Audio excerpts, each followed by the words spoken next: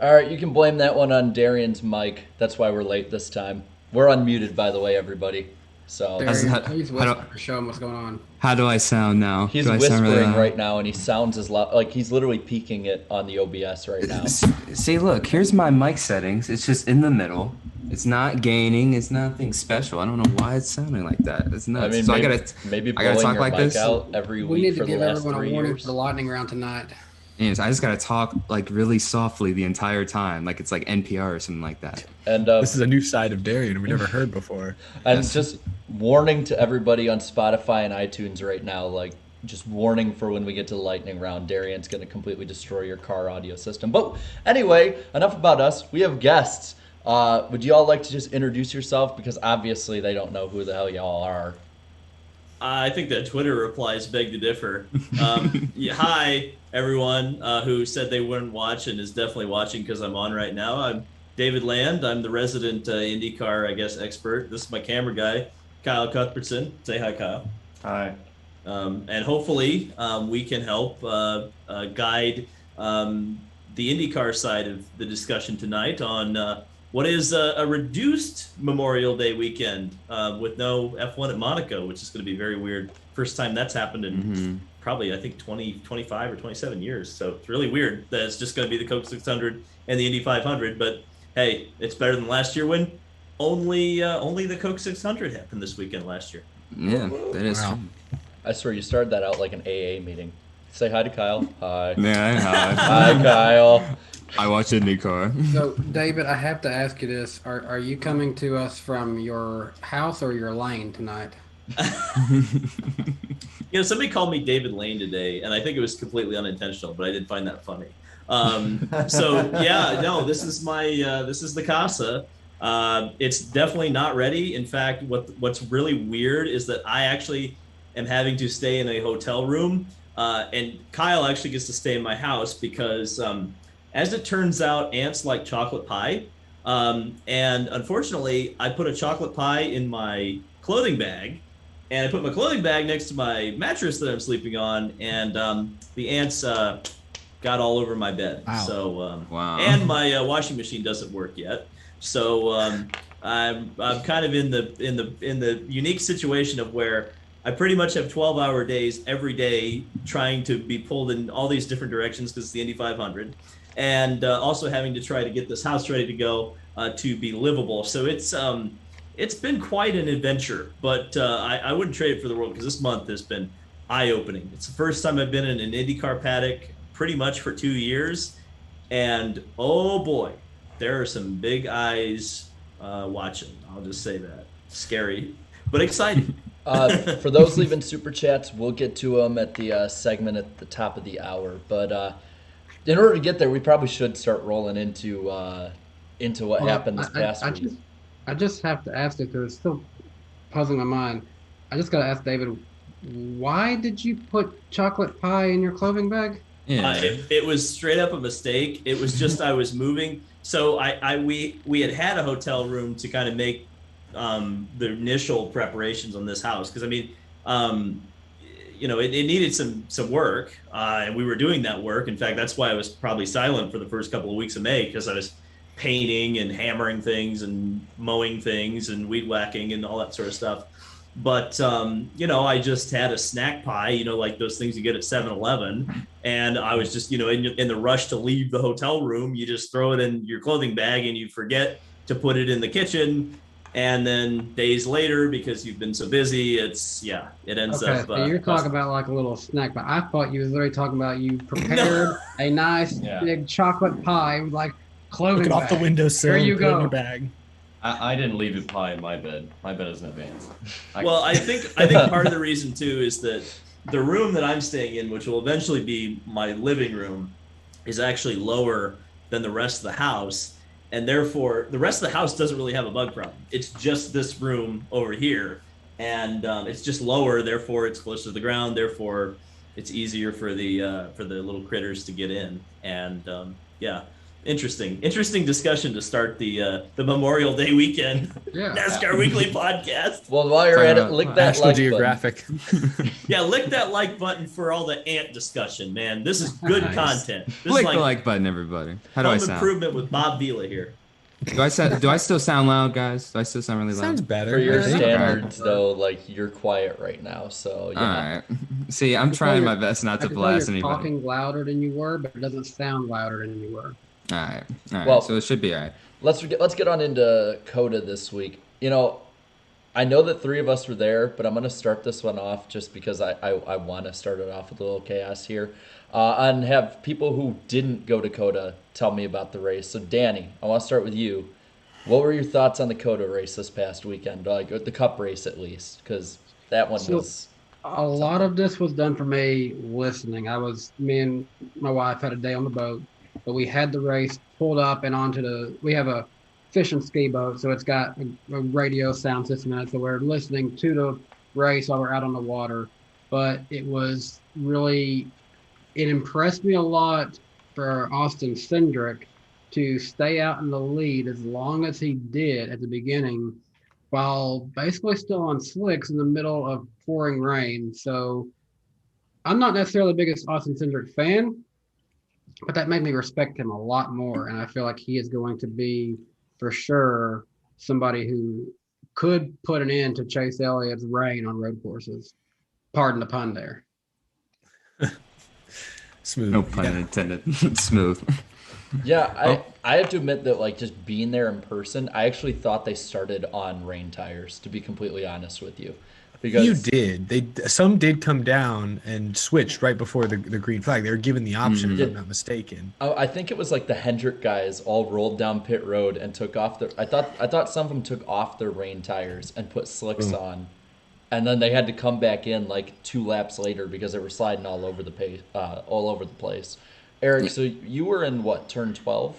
I was in turn 12, the end of that Okay. long back straight. What turned out to be, I expected it to be the action corner. I didn't expect it to have quite so much action at the end of that straightaway.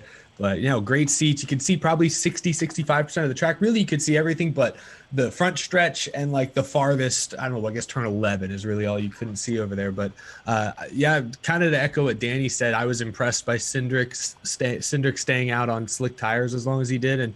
And several other drivers in that first stint, like Michael McDowell leading laps. And I think he finished second in the first stage. Like, you had a lot of great parity, especially early on, really throughout the race. Like, I know Chase Elliott won and Kyle Larson finished second. It looks like another Hendrick dominant week, but Kyle Busch led a lot of laps. Cindric led laps. Logano led laps. Multiple manufacturers, multiple teams all had chances to run up front. You had surprises like Ross Chastain in the top 5, Michael McDowell early on, Cindric early on. So it was never predictable. The race was certainly never predictable. And I think we all knew that the moment the skies got dark, that it was going to be as unpredictable as it gets. But I'm sure we'll get to the drama, some of the crashes and the heavier rains. But I want to get you guys, the two of you who were mostly, because you, Jared and Darian, y'all were mostly on the front stretch.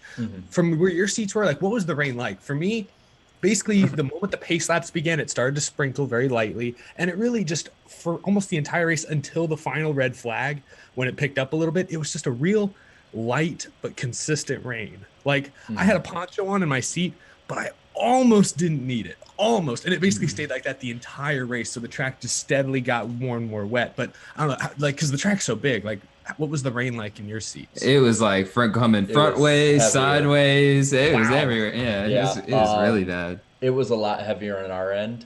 The start of the race, actually, at least from where I was sitting, felt like the end of the race with how much it was raining. I mean, it was weird because at one point, I guess on the radio, they interviewed like the top 11 guys at different points after they stopped it, and they talked about hydroplaning, and you could literally see them hydroplane on the front stretch.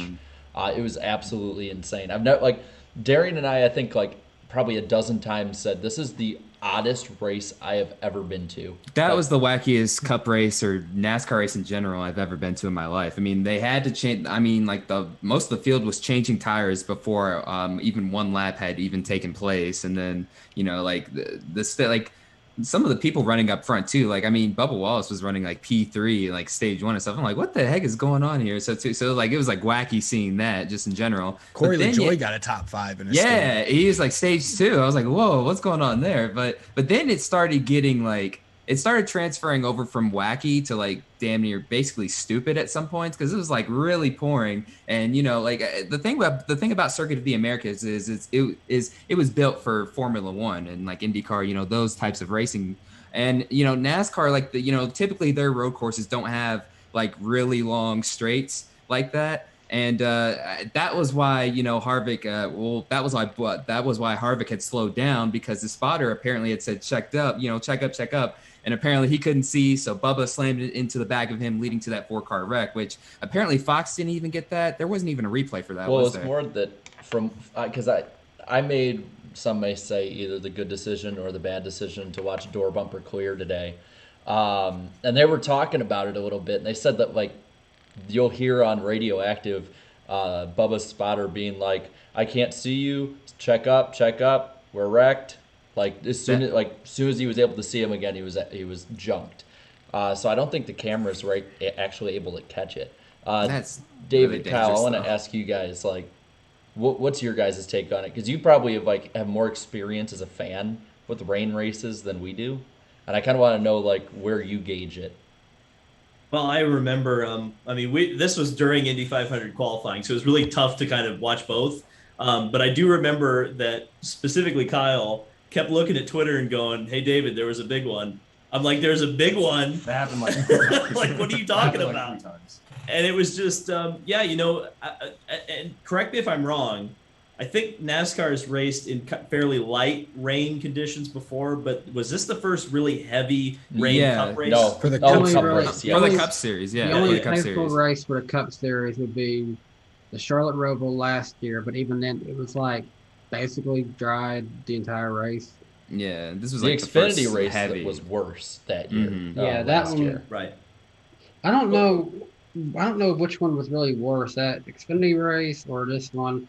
I think in terms of visibility, I'd say the COTA one was probably worse because it just seemed like there was a lot more rooster tail kind of action going on. And I also have to imagine temperatures might have made a difference. There might have been a little bit more fog being lifted up on the hot Texas surface too. Well, that's kind of the point I'm coming to, is that, if this is race 1 essentially in really, really appalling conditions. I mean, Darian mentioned it. I mean, this is a track that's designed for Formula One and IndyCar, and they've been racing in the rain. I mean, Formula One's been racing in the rain virtually its entire history. So, I mean, those series have the technology and have the experience and have the development to race in those kind of conditions. So I think a lot of, what I saw a lot of was people judging rain racing and even Circuit of the Americas based on this race. And I think that's unfair. I think, I think people need to realize that this was race 1 essentially in these kind of conditions. I think NASCAR, to their credit, they're very good at developing solutions to problems. And, NASCAR's trying a lot of new things this year. We saw the dirt race. I mean, it's not necessarily new, but it's new-ish for the majority of the field, the majority of the people in NASCAR. It's just going to take development and new technology or maybe some old solutions to just make it so that it's safe for everybody to race in these conditions. I mean, what's stopping them from putting a rain light on the back of the car? That's something that Grand Prix racing, IndyCar, sports cars have used to great effect to be able to show other cars in that mist, in that spray. So I think there's all sorts of things that they can develop, I think, to make it safe and be able to race in these kind of conditions. Because I think if it was safe, or if people could tell where other cars would be, I think you'd have a heck of a show. I mean, that's what we look forward to in open wheel racing. It's like, come on, hope it rains, hope it rains, hope it rains, Did they not have rain lights? I don't think they did They they? I didn't see They had it. the blinking They have a lights. lot. The blank. They were really dim. They weren't really bright. They weren't brake lights. It was just that. Apparently, the broadcast, from what people told me, like Jeff Gordon and Clint Boyer started ranting and raving how they're apparently 2 times brighter than the normal street brake lights, and I'm like, it sounded like they were trying to sell it, but I mean, like, Yeah. I don't think they had them on until after the first red flag. Ooh, And then I think I'll have to check my. I didn't I think see they it. had them on. I feel like I saw them pretty early on, but I don't know for sure. That we double check that. Again, the front stretch, like I said, I think it was raining harder on the front stretch than it was on the other end. So maybe they were. I know that they seemed brighter when they came back from the red flag.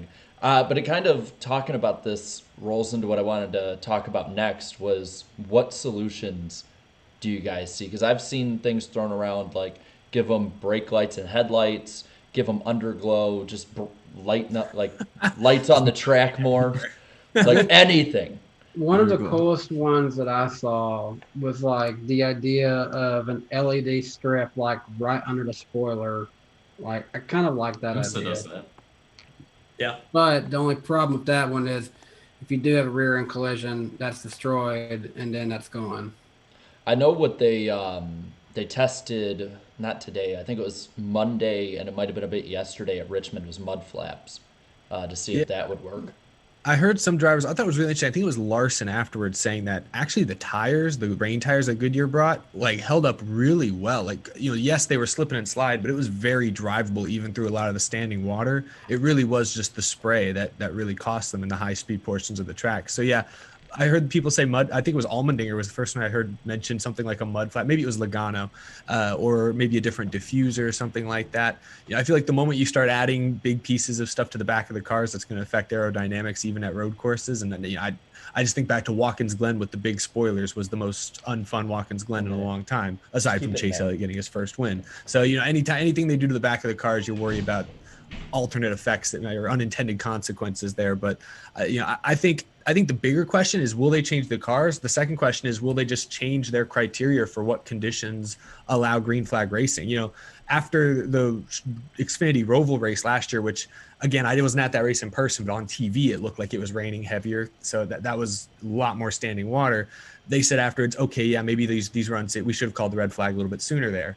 They get a chance here at COTA. Granted, it's a different track, more high speeds and things, but they kind of fell short on their promise. Once again, they waited a little too long. They waited probably one restart too long to throw the red flag and dry that portion of track. So, you know, maybe NASCAR finally learns. They didn't seem to learn from last year's Roval race. Maybe now they finally learned where that line is. How much rainfall is too much rainfall? Maybe is it too risky to race inactive rain, and maybe this should be better suited for just wet conditions on the track? You know, like that could be their other option. I know they want to, you know, get the race in as close to the scheduled start time as possible, and that's sort of what rain tires have allowed them to do at road courses. But they might be forced to draw a new line, you know, that just says, hey, if it is still raining, we still can't, you know, race at certain tracks, like, you know, COTA, where it's got long. Could we possibly see NASCAR run like a different like type of course on the Circuit of the Americas, like maybe a shorter version of it? They do have that little area kind of midway between. It it basically cuts off that whole turn 10 through 11, I guess, basically gets cut off. Maybe a couple other turns. Maybe they could possibly, you know, switch to that version. Maybe that's what the Stadium Super Trucks, I think, ran when I remember seeing them there a couple in 2019. V8 Supercars did it when the Australian series came over. They ran a shorter version of Circuit of the Americas. I thought it was an interesting point you guys are making about the rain tires. I mean, this is something that I think a lot of people don't realize, is that I feel like I had heard at some point an F1 rain tire displaces something like 40 gallons of water per minute, which is, and it's amazing to think about. But, you know, if those Goodyear tires are as good as Kyle Larson is saying they are, that means they're displacing a lot of water to get the tire onto the road, meaning that water is getting thrown up into the air. So like we saw on the long back straightaway, that's 40 cars throwing up gallons and gallons of water all at once. I mean, it's crazy. That was insane. So, I mean, again, it kind of comes back to my original point, which is, you know, they're going to need to develop something to be able to race in these conditions if they indeed try it again. And to Eric's point, I think in the current future or the near future, they may have to just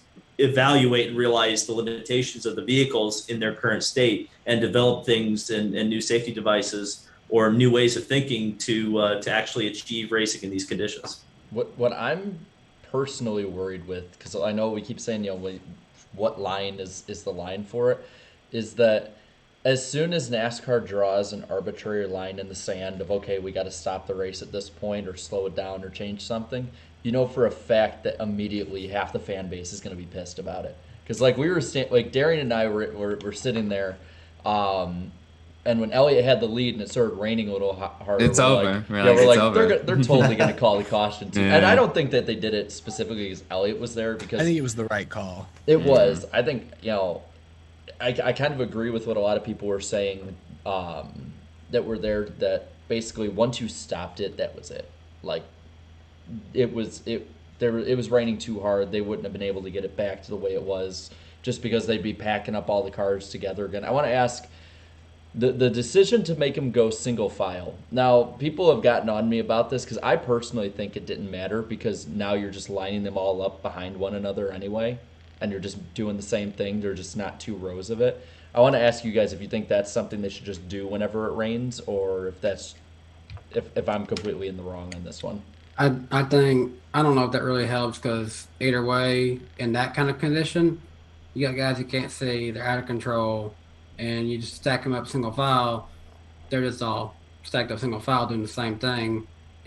At Bristol, I think it made a little bit more sense because it gave them more of a chance to swing wide and get ready to make a big turn as they're going in. But this one is not affecting the way they're driving. It's just putting them all straight at that point. It looked the same to me. I'll be real. Like, just It sitting fanned there out so looking up the quickly. hill.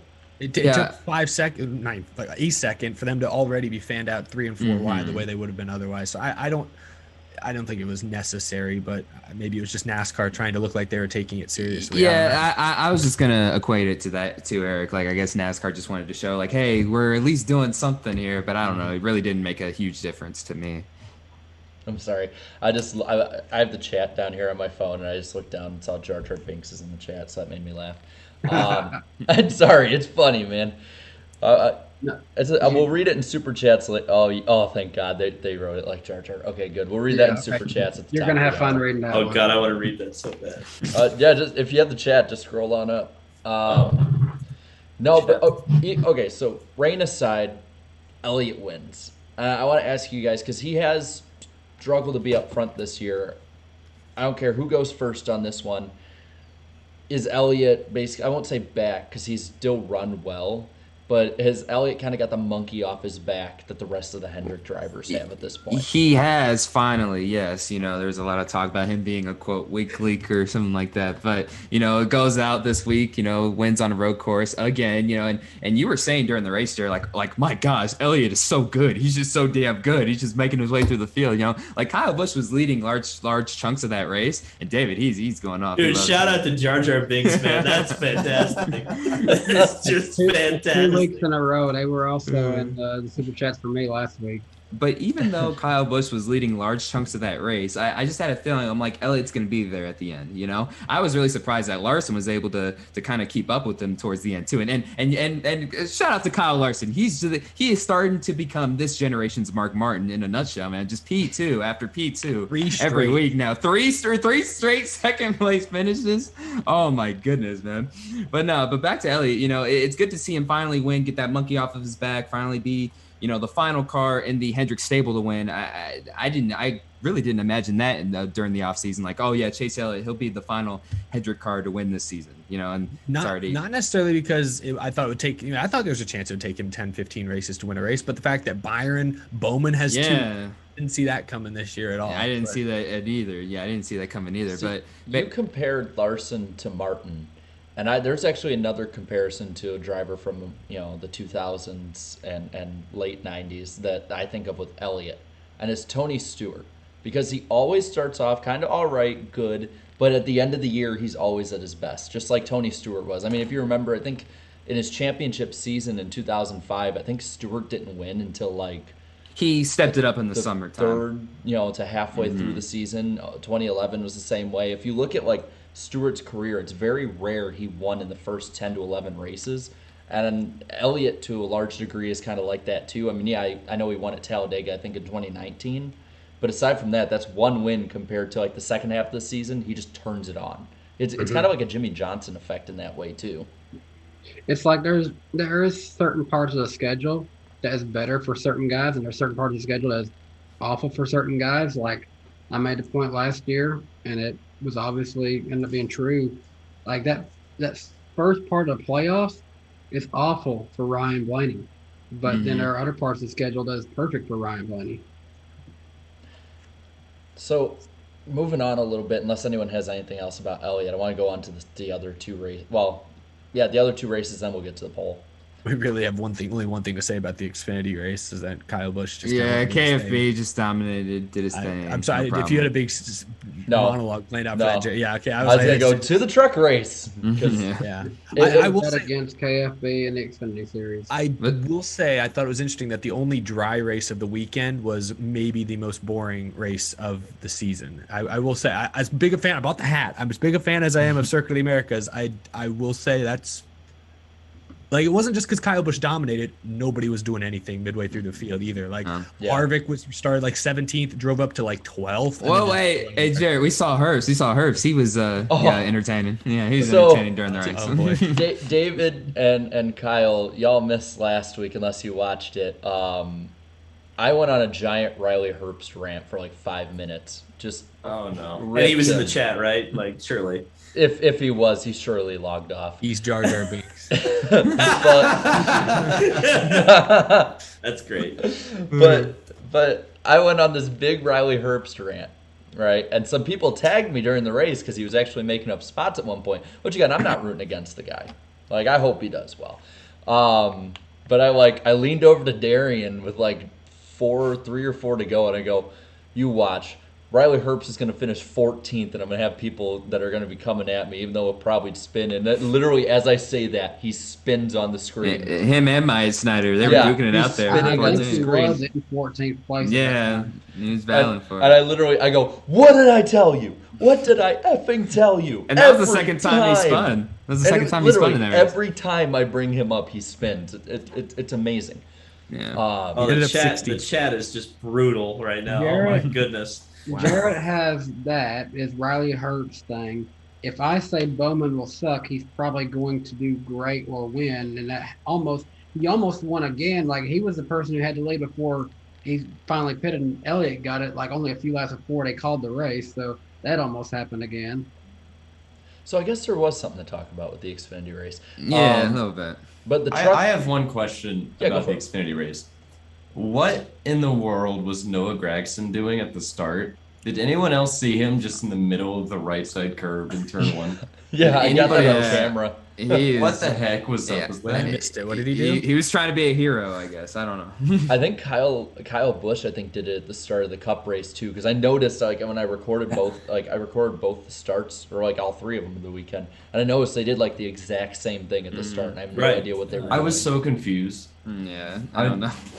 It's bonus pavement, right? Right. Mm-hmm. I guess. That's my new favorite term. He ended up DNFing, didn't he? No, Gregson? Blew an engine. Yeah. Yeah. I don't know. It was weird. It was one of those weird. You blow an engines as you that causes you to spin out immediately. It was wild. But poor Boris said though he couldn't get his motor shut off on him there. There was one Boris said fan there too. I actually saw a set head. Like I never thought I'd see that. Like he looked like a buffer version of Eric. He did. I swear to God. Even more glorious of hair. There were a few times we looked down. I used to try to make my hair look like that. There were a few times we looked down. We're like, that's Eric. Oh no, that's a set head. Oh my God, guys! Dude, no, I'm serious. No, if you would have seen, like, I probably didn't get him on camera, but if you would have seen, he dead ass from behind looked like you. Like, I'm serious. Yeah, from behind. Oh. Dude, I just got to give a shout out to the kamikaze Eric Estepp photo on Twitter. That was fantastic. Yeah, he spotted me, and I was like, oh yeah, there he is. It was good to finally meet Kamikaze. It was good to finally meet him. We need to make a meme where Eric's on one shoulder and Kamikaze's on the other when you're like making a NASCAR take. And just have Kamikaze screaming into one ear and then Eric's like, just like this, like what? Yeah, that thing. Like you always, you just put a photo of not Bob Ross. I almost said Bob Ross. Someone in the chat, of Boris said. Just put Boris said there. You need to find Eric in 50 years. The most neutral person in all of NASCAR social media, if that exists, and then get Kamikaze on one side, Eric on the other side. That'd be. Just put Carnation in the middle, and it's like there we're you trying go. Yes. Chat, trying get to on it. influence the future of Carnation. Will he grow up to be yelling about everything? Which also shout out to Carnation. We all got to see what Incarnation. Him and his little brother. Okay, funny thing about Carnation. Like the chat's gonna love this. So you know how Carnation's big shtick is Pepsi, right? This kid somehow, through the metal detector, snuck in cans of Pepsi in his Yeah, shirt and in his pants. pocket. Yeah, he had them in his pocket, and he had this he had a freaking drink holder thing in his pocket, stuffed Literally, there, and he drank We're Pepsi. dedicated. So we're sitting here, like, listen, you can see I'm sunburned. I had my sunscreen taken from me in line. Like, I had my water, my sunscreen, like, all confiscated. This kid somehow rolls in there with, like, a 6-pack of Pepsi. And so we're sitting there talking, like, just in the middle of the square. And all of a sudden, I just hear, and I'm like, I look over, I'm like, where the hell did you get a Pepsi? He's like, oh, yeah, I snuck it in. I snuck it in. I was like, I'm Wait, impressed. so what's the deal with taken from you? Yeah, I want to know, like, because I had heard horror stories, but is COTA security really that bad? Yeah, They they got weren't on me, letting man. people with them. They were like You telling couldn't people, bring in oh, umbrellas. Yeah, no umbrellas, no Well, on sunscreen Sunday, apparently. I snuck mine in on Saturday. They didn't notice, I guess. I didn't know it was a The rule. umbrella thing makes sense. I think a lot of tracks are like that because just the fact that they could get carried away by wind or something like that. It's a road course, though. There was this giant pile, like, going into the gate that we went into, a pile of coolers and umbrellas just sitting there. And, like, I'm going through line, and I have my, like, clear bag and stuff. And I'm about to take it. She goes, hold on a second. She takes one of my water bottles out. I'm like, oh, okay, I kind of expected that because they only have a one water policy. And they're like, hold on, you can't take this in either because it's a metal can. And it's sunscreen. And I'm looking at her. I'm a little red, but I get even more red in the brief time of sun somewhat sun we had on Sunday. And I'm looking at her like, lady, do you see me? I am white as, like, paper. Like, I'm going to burn. I'll get a cloud burn. That's Yeah, weird, yeah, though, that you can't, like, just look at it. Like, oh, yeah, it's sunscreen. Here you go. Like come on now. Visual inspection. is all- No, rules are rules. You're not getting on an airplane. You're going to watch a NASCAR race. Yeah. That's the thing. We talked about this a bit at the go-kart track. I think the staff was just in a culture shock because you could see some of them just on their faces. They're like, Shout out to the girls behind the counter at the go-kart track. They did not want to be there. They man. No. did, Like, bro. Oh, They the were so redhead, pissed, you dude. could tell. just the by redhead. being there, we were clearly the largest inconvenience they'd ever experienced. they literally Yeah. kicked us out of the helmet We were area. talking. We were talking Yeah. for like a good We- 30, 45 We're minutes. the only people in, 30, 45 minutes, only people in there. We're just picking our helmets out, getting some head socks, and we're just kind of talking or whatever. And this redhead that, like, she did like, not "Get want the-" anyone there. She's like, so I'm going to need to ask you to leave because you're Yeah, taking up this basi- area. And we're like, Yeah, basically, I like, get the F out, pretty much. what are you talking? Oh, okay, fine. No, they didn't want us in there. They were like, get out, bro. You got your helmet, now leave. COTA was something, man. Like, I love the facility. I like the racing. Like, I had a ton of fun. Like, we still got to talk about the truck racing. I had a ton of fun. But, man, the staff there, it was like either they were the coolest people that I'd seen at a NASCAR track or they were freaking awful. Oh, yeah, and to add to that, too, I had to wait basically for like 30 to 35 minutes on freaking queso fries, and I missed Truex's wreck and all that stuff. Yeah, so I was like basically waiting there, and then I was hearing everyone's reaction when Truex and Custer wrecked, like, and then I'm like, oh no, something happened, and I missed it. But Were they good though? yeah, they were good. All right. Yeah, I waited 30 minutes for them. Yeah, they better be good. Did y'all Yeah. try any of the food trucks out there? It's Austin. You got to try a food truck. No, No. I didn't really. Do try they have any food of that. trucks by the main grandstands? Because they did No, over. No, No, not they really. didn't. Oh, never mind They that. had, like, nothing by the main grandstands. It was bad. Rough. And also, sorry for missing the tweet up, Eric. Like, we were trying to find you, but like me, Jared, and Trying to James, find like, me. It was the amphitheater in the middle of the damn facility. we were having an We awesome made time. it. We made it there Just 15 look minutes for the late. guy who's taller than the entire crowd. You'll I find literally him. made a game on Twitter Hey, about this. I met NASCAR Chasm in person. So Whoa! it was a hell He of a was tweet up. there. Yeah, he was What? there. Yeah. Damn, I just missed Wait, opportunity. was it really a NASCAR guy, or did you just say it was? I think he was. His face was blurred, so it was probably him. I don't know how he does it. It's a pretty impressive magic trick. So cool. Wait, so that confirms there was a tweet up, right? Because I didn't actually see pictures of it. Yeah, Yeah, Gluck. it was just Jeff Gluck, NASCAR Chasm, some folks from the track. One of the guys, I didn't get his name, but it was one of the guys. Might have been the head of COTA. He was there talking about. What's the guy who owns? Isn't Bobby Epstein? Isn't that his name? Yeah. think it. Let me look that guy up. What does he look like? Because Yeah, If they Bobby do Bobby one- Epstein's If they do one like in he's the big Nashville, I cheese. definitely want to be a part of that. Darian and I ran into Steve Phelps and Ben Kennedy, so that was pretty Yeah, cool. they were just chilling. They're like, hey, and They they know they recognized said us too. yeah, they're like, it's good to see you here. Like I think Phelps said he heard we were coming. I'm like, what? Wow, Oh, that's dude. great. Okay. Oh, you heard the not- news. You heard. it was not Bobby Epstein. No, it was somebody from SMI. It was somebody who worked for SMI was there. But they're talking about like how they wanted to bring. Hoping NASCAR comes back next year, but they nobody knows. But anyway, yeah. Yeah, I think So- that the attendance numbers were like they said upwards of 50,000 for. Yeah, and they the said they COTA set a race. record, a COTA record for campers. So- Wow. Oh yeah. Well, that's not a surprise. That like Well, that hill up Good in old turn boys one. represent. Well, yeah, Darian, that hill where I got threatened to be towed out. Oh yeah, and dude, I was so tired I didn't even hear. Yeah, he what didn't even he hear was it. talking So about. I'm sitting there, because I'm letting people just roll out because it's just that much easier to just drive straight out after like Yeah. waiting a few minutes.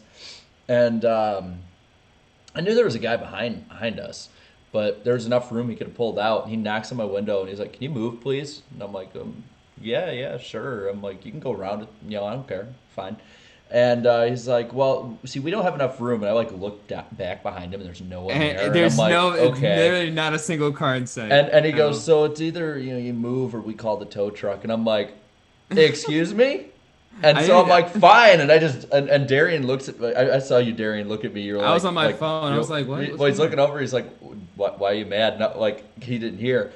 I put it in drive and immediately like hit the gas and spray a bunch of mud up. Turns Yeah, out I'm like, they got whoa. stuck in the mud anyway. and then he Karma. told me, I was like, damn, I didn't hear that because I was looking at my flight info, so I'm trying to get that taken care of. Karma is like one of the He- girls behind he- the counter at the go-kart track. But this dude was really threatening to call a tow truck, and pretty much like there was a bunch of mud everywhere, and there was like so much traffic, so it would have taken forever for the tow truck to even get there. So it's like, But anyway, what's we the probably point? we probably should actually get to the truck race. Yeah. It Oh was- well, Front Row Motorsports have won 2 races this year. Front Row Motorsports. And we got to see both of them in person. Yes, in the truck and So- the 500. That's crazy. I saw, Danny, were you able to watch that one on TV, or were you on the Yeah, radio? yeah, I was watching parts of that one. Did they show any of the battles in the back and middle of the pack? Because it was freaking awesome. There was like a good 15 cars that were just swapping spots for a good 20 laps. I mean, they showed a little bit. Honestly, I feel like it was more just on Todd Gilliland and the lead most of the time. There were good Aw. battles for the lead as well. Kaz Grala, Gilliland. Oh yeah, Creed and Ankrum Creed. there. Like Ankrum. their cars really. I mean, their trucks really faded, and then Todd Gilliland just saved his stuff for the end there and was able to get that one.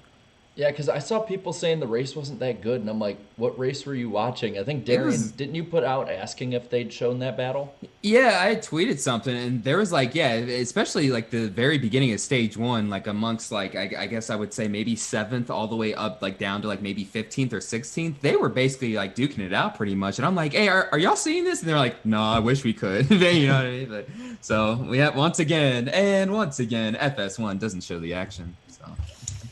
David, Kyle, did you two see any of the truck race? Because it was pretty good, to be completely honest. Highlights. Yeah, it was like it's always highlights. Like They man. were at there. I like Kyle kept tweeting at me. No, I'm at Indy, bro. I kept seeing that. Oh yeah, you were doing that. Yeah. You were trying to poke the bear. Full Michael Waltrip. You know, oh, good lord. Oh man, so they were having fun out there, but Yeah, we gotta get you guys out of here sometime because it's Well, man. Well, You for know. the 500, you mean? For the 500. Okay. Yeah, for the there 500. might be something in the future, I but think- Where else would you be? I think Music City Grand Prix will be my first IndyCar race, but I mean, I'm only 4 hours from Indy. I do need to go to a 500 someday. yeah. I want to go Hey. when everything's back to normal and I can be like in a fully packed facility. Yeah, I'd That's say what I'm honestly, looking I for. could see me and Jarrett maybe going next year because you're about equal drive to me.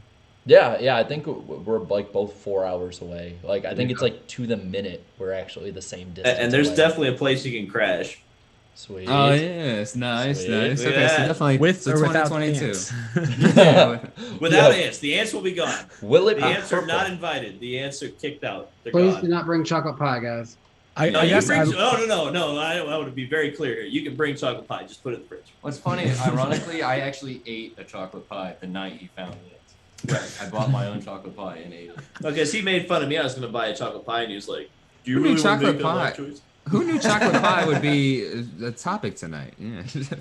We got a just meme never know every with week. podcast. I'm gonna go with Yeah. my Eric, always you were something. gonna pick up though on something, I think, right? I don't know. Oh, I was actually gonna say, David, I really like the purple wall. I was jealous of that. Mhm, It's that right was there. nice. Here, let me I've see had if to I put can up, show like, it to you. Green screens and stuff to try and get some color on these walls, but you went all out and painted. Oh, that looks Oh, nice. Yeah, Buddy Lazier colors. Hey, Buddy. Oh, the dude, I can go UFO even turned further purple than too, that. and he showed it. I mean, Where's- if you where's guys the come to car? the Indy 500, you I'm gonna can go see find it. the car. I found Yeah. a car in an antique store yesterday. The Bucky's really? chair, I see you. Yeah, the Busey's Dude, fair. How about that? Busey. We went to Barber. We got the Bucky's chair, the Bucky's umbrella, Nice. Nice. Beaver Yeah. Nuggets. So, Eric, I did want to tell you that apparently there's talks that a Buc-ee's might be opening up in Tennessee here soon. They just opened one right by. I found this in the antique store in an antique store Hey, today, or that's yesterday. dude. Oh, And that's actually, really it just- detailed. It just Nice. worked out so that I was able to go in the museum today. By the way, I interviewed Rick Mears. That happened today. What? But also, That's crazy. we got to take a picture of this car, the model, with the real one. So that was kind of cool. You can see this on my Wow. Twitter Awesome. if you haven't blocked me, or I haven't That's blocked cool. you for being a That's jerk. that's cool. That's cool. Well, if we don't have anything I else, have to, blocked some people for being jerks recently. Yeah. if we don't have anything else to add, really, I do want to say one thing about the truck race. Is that Todd Gilliland has broken the Toyota stranglehold on the truck series this year. Oh, yeah, I didn't think about To that. win. What? A former Toyota driver did that too. So perhaps I forget he's not a Toyota driver sometimes. Yeah. So there's always like 7 degrees of Toyota in NASCAR. It seems like, to be completely honest. But really quick, I want to go over, before we go over the poll and ratings, the standings right now, because there's only 12 races left until we get to past Daytona and into the playoffs. I'm looking at it, and we got 2 memes, just letting you guys know, each week. We show how ridiculously far ahead Denny Hamlin is from the cut line, and how awful Eric Almirola is doing this year. It's And- terrible. Oh, And both get better every week.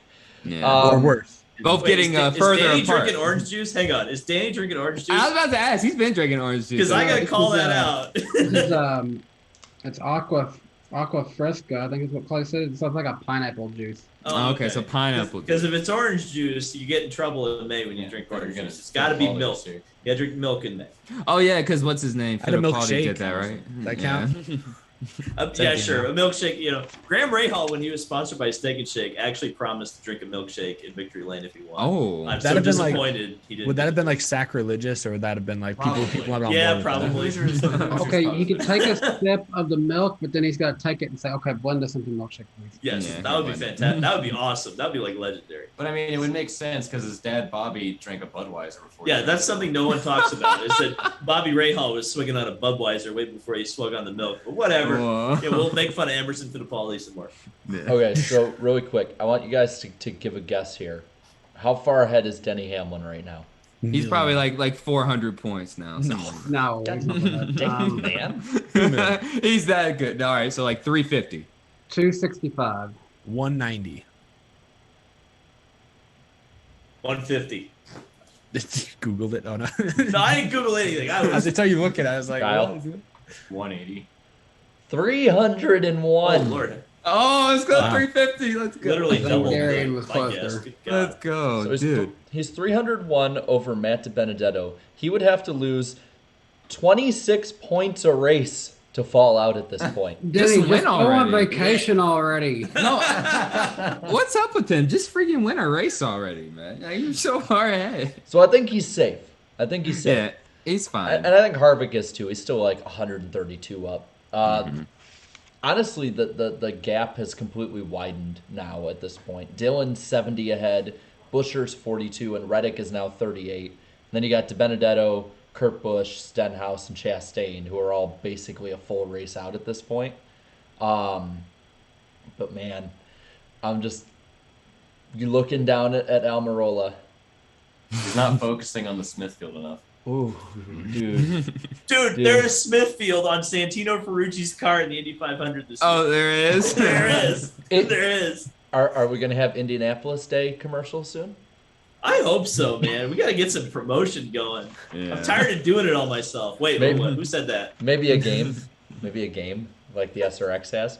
Oh, Yeah, we need a freaking console Yeah, game. baby. I'm waiting on that. I got a lot of man. hair right now. I'm gonna give myself a haircut, tearing my hair out with this conversation. So- I'm waiting on that console game.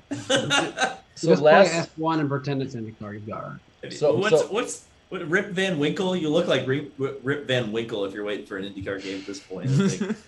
so Eric Almirola actually accomplished something really big this week. Oh, He didn't wreck. Okay, two things this week. Um, Leave him alone, Eric. Leave Eric alone. So, all right. Is that meme too old? Nah, well, maybe for some of our audience, that is Yeah. 15-year-old meme. That's It's older than some of our viewers. We get it. But no, Eric Almirola has accomplished something that it's probably, I think, the first time all season he has done it. He is currently closer to the playoff cut line than Jamie McMurray in points.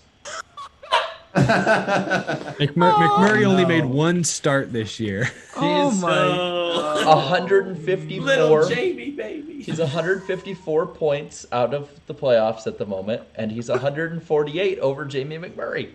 Oh my god. Or not 148, 162, I think, over him. So, Because it's I think it's like 8 points or 6, somewhere so, in there.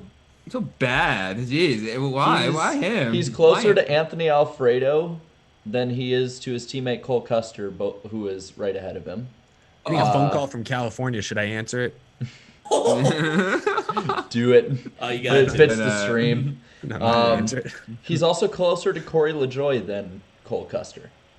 Wow. And people are wondering why I've been like bringing this up. It's damn impressive how bad he's been.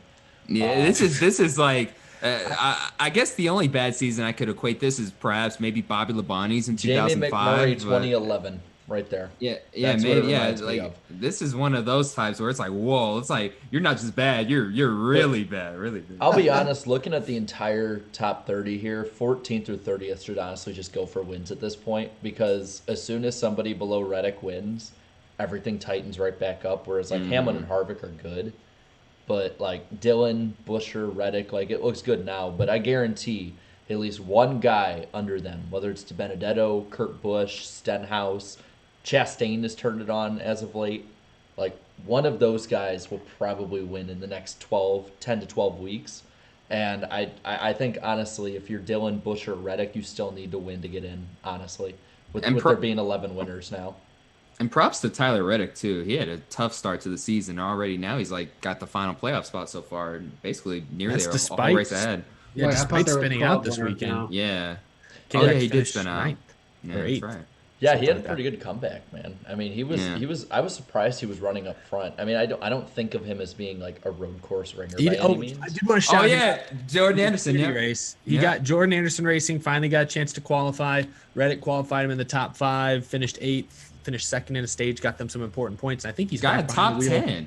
this Top weekend at Charlotte for the 31 cars. That's pretty exciting. I to have don't another know if- fairly competitive Xfinity car. Mm-hmm. I don't know if y'all RCR have seen affiliate. this or not, but Josh Berry actually announced he's going to race with Jordan Anderson at Oh Mid-Ohio. Building wow. up points, racking up points, and like That's Jordan's a interesting. businessman. He's getting the best behind the Hey, wheel. Jordan Anderson, he's got that Xfinity team rolling. Yeah, they got him rolling. Well, one thing we should probably roll into really quick, seeing how we've definitely went over our time slot for this subject. Yeah. Ratings. Oh god. They weren't Don't too make me hot. get a spreadsheet out. No. 1.44 rating with Oh. 2.362 million viewers. And Jeez. for a race that was promoted just as much as the Bristol Dirt race, yikes. Now, Danny, I know you keep bringing up the PGA deal. That he was was a 500 bigger qualified. deal than what it was a Oh, few weeks ago. Yeah, but my thing is, I am so damn sick of NASCAR fans. Every time the ratings go wrong, blame it on something else, but there's never ever, well, we did beat this when the ratings go well. It's consistent, and Like, whether this time and might whether be different. Yeah, but yeah, yeah. In general. Mhm. It- Yeah, it- in It's general. the same damn thing I've noticed. And I brought this up like both on Twitter and in our chat. Like, it's just, I've noticed like Adam Stern does this on a regular basis now, and it drives me insane. Like I get it 1 or 2 times, but like I think he's done it like 8 or 9 times this year, and like everyone just follows in. I don't know. That's something that just drives me up a wall. I think that's a pet peeve of mine, to be completely honest. But how much of a crossover? I mean, this is the weird thing that I always think. It's like it's the same thing with the Olympics. It's like everybody always is like, well, we can't go up against the Olympics or we can't go up against Mother's Day or stuff like this. It's like, how much of a crossover really is there between golf and racing? I'm sure there is some, but NASCAR's net audience is actually 15 years younger than golf's. Right. So it's like how there's correlation, sure, that the golf rating being high and the NASCAR rating being low. But I don't know if there's necessarily causation there. I mean, I think if you've got a good enough product, or if you just promote the product right, or put it on a channel that people can actually watch the race on, the viewers will follow. What David just said right there, I think that is actually probably the biggest thing for NASCAR fans. A lot of NASCAR fans they've been like this for years, they still do not want to pay extra for Fox Sports 1. And it's been going on since 2015, man. Well, if you look at TV as a whole, like with everything dropping off and kind of just going to streaming services, I wouldn't blame too many people at this point the way that cord cutting is going, just because the reasons of having cable TV now are diminishing more and more. Well, I think I get why they put some big races on FS1, because I think a large portion of where Fox gets their cable revenue is from those subscriptions, is from the couple of bucks they get for every single person that has cable. I would not have cable if NASCAR wasn't on FS1, but I have FS1 because I want to watch NASCAR. And there are a lot of fans that I think are in a similar boat. There are a lot of fans that don't feel like those few NASCAR races are worth paying for cable, but I think that's how FS1 is going to entice people to subscribe to cable, is by putting some high profile racing events and other events on FS1. Like, so I get why they do it for some. They obviously put their biggest events like the Daytona 500 on Big Fox, but they've always done this. They've always occasionally, like the All-Star race was always on cable. They've always done, it was on Speed for many years. And I remember I used to not get Speed, and that frustrated me, but now I have FS1. That's fine. So it's just kind of how it's always been. I get that being an issue, but I wanted to ask David and Kyle, actually, was Indy 500 qualifying, was that on main NBC? Yes. Yeah. No, wait. Some of it was. I mean, yeah, that was the problem. I keep wanting to say 2019 is last year, but it's not. In 2019, virtually all the important parts of qualifying were, and I feel like the Fast 9 shootout, which of course, if you guys don't know, is the race for the pole position. I believe that started at the exact same time the Cup race started on FS1. So I'm sure that was part of it too, is that there was racing on network television and NASCAR was on cable. And it was the Indy 500. Yeah, that's what I was going to say. Indy 500 qualifying, because there's certainly a motorsports fan overlap between IndyCar and NASCAR. I think that's certainly ciphers. The fact that was on network, NASCAR's on cable. Plus, did Phil Mickelson win this weekend? Is that what it was? That's what the chat seems to be saying. Like, holy shit, I would have watched. I don't give a damn about golf, but I wish I'd seen that. And to add to that too, when I was waiting for my queso fries, the dude who was waiting for his burger next to me was actually watching Mickelson golf while the race is going on in the background. So also, the NBA playoffs began this weekend. I don't know if ESPN or ABC had a game in the afternoon, but they often do on Sunday. Yeah, and there's some pretty compelling James matches. won an Oscar in that, I heard. Oh yeah, I saw the tweet. I saw the tweet there. I know he's talking about because he goes down on the ground like writhing in pain, and then a fight breaks out, and a camera was still trained on him. He literally gets up just fine, walks over, and then starts doing it all over again. That's what he does. I'm so ready for Space Jam 2. Jordan is better. I'm so excited. LeBron can't hold a candle to Jordan. Oh no, I'm going into it waiting for a train wreck. I want a train wreck. If it's like decent, I'm gonna be like, man, I'm disappointed. But if LeBron is like horrible and it's just so cringy, like there is one funny joke in it. I can't remember what it is. It's the one with Yosemite Sam. I can't remember. He says something about shooting a basketball. Shoot the ball. Bam, bam, bam. Yeah, he shoots it with a gun. That's hilarious. That's a great joke. I'll give you that one. I can't wait to see it. I feel like it's gonna be a lot like when we had our Jumanji when we were kids, but then the new Jumanji with The Rock It's entirely different. And Karen Gillan. Yeah, that made the movie better immediately. I have to say. I grew up watching Karen Gillan on Doctor Who, so that made it a lot better. But basically, I was just gonna make a really quick point. But back to the point of like just like the whole golf situation deal. Like, I mean, while this particular golf match from last weekend might have been like big and stuff like that, I do agree with Jared to an extent. Like, it just seemed like every single week or every single year, like some NASCAR fans try to find some excuse for why the ratings are low and stuff like that. It's I wouldn't say it's an excuse, it's an explanation. Why the fuck did Dover get more views than Circuit of America? That's well, what I was it has to be thinking. golf. It has to be. I'll raise Indy. you this. Then that's a damning fact with NASCAR because people only watch NASCAR then when it's the only thing on. Well, I that's think it's more what they're NASCAR, saying. Well, I think that could be. I think that could be. There's still 2.5 million people. That Ratings go down when other things are on. Like that's like they only go up when there's nothing against it. So but I think only that time could they be go said up for is when nothing else is on. I think that could be said for anything, and even that's not entirely true. You'll get races that aren't going up against anything. Like this year's Daytona 500 was heavily rain delayed. It didn't go up against anything. It was heavily delayed, and it still went down. I get that. I think you're right. I'm with you about Adam Stern that I think he's always trying to twist things into a positive light. Yeah. But I also think you're being a little too pessimistic with it. I think it's not so much. It's not so much. It's just there's only so many eyeballs around, and at times, if there's a once in a decade, surprising golf tournament wrapping up, it's a major too, it's a PGA Championship. If there's Indy 500 qualifying, which is finally back in May for the first time since 2019. I forgot about that. Yeah, because they both started at the same time. I think it's not so much an excuse as it is an explanation, because that's what you want to figure out. Like, so you're trying to figure out, did fans just absolutely not want to watch COTA, or is it just because there were two other major events that have serious overlap with NASCAR's fan base happening at the same time? Because the fan attendance in person, I don't know about you guys, but I thought was very impressive. Oh, it was awesome. It was I think great. that at very least met or exceeded expectations. A lot of young faces and a lot of Formula One fans too. A lot more than I thought there'd be. A lot of Formula One fans. It just drives me up a wall though, because it's always something. Like, I understand NFL. That one I understand. This week I even get this one. Big deal. But it's like when we're bringing up, it's like random basketball game was on at the same time. The Rockies played the Giants or something. That's what I'm saying. This weekend was unique in that it was big motorsports event and a big golf thing, which I think does have overlap. So I don't think this was the best example. I'm just looking for an explanation, because there is no reason why Dover a week ago should have had 100,000 more viewers than COTA. Yeah, where's the explanation? There's nothing else on. That's I mean, if that's the argument that is. Hold on.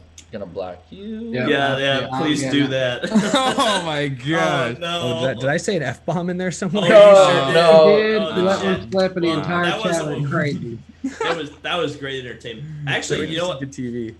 I want to make the point about the ratings is I think the real tell is going to be the Coke 600, because what is on Sunday night on Memorial Day weekend, that's going to be the thing. Are people going to be willing to stay up for that race?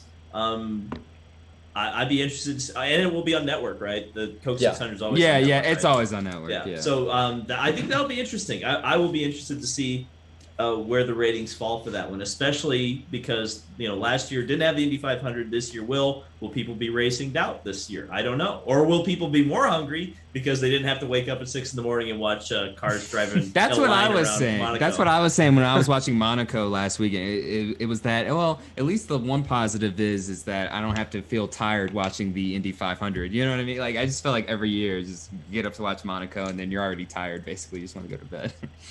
I still remember, talking about the Coke 600 and everything, how I remembered a 2011 Coke 600 was because my mom had just got rid of cable. So to enjoy this race, I had to listen to it on the MRN online version of the radio while pulling up NASCAR.com and watching the live standings. So imagine how confused I was when everything was kind of delayed too. And I'm like, oh, it sounds like Junior's gonna get it. He's gonna get it. Next thing you know, the live leaderboard refreshes before the radio. I'm like, what the heck happened? Well, really quick, we do gotta get onto the poll, because damn, we're talkative tonight. Talk about So we didn't break a record. Sorry, Darian. the poll, the famous Iceberg poll. No record this week. I was like toned it down. Yeah. But, We only had 15.1 thousand votes this week. So it's still up like around fourth, but yeah, it could be still, better. Still 15,000. That's a lot. Yeah, that's a pretty good number. That's pretty good attendance. It was above Dover, so that's a good one. 35% of you said this was a great race. 33% of you said it was good.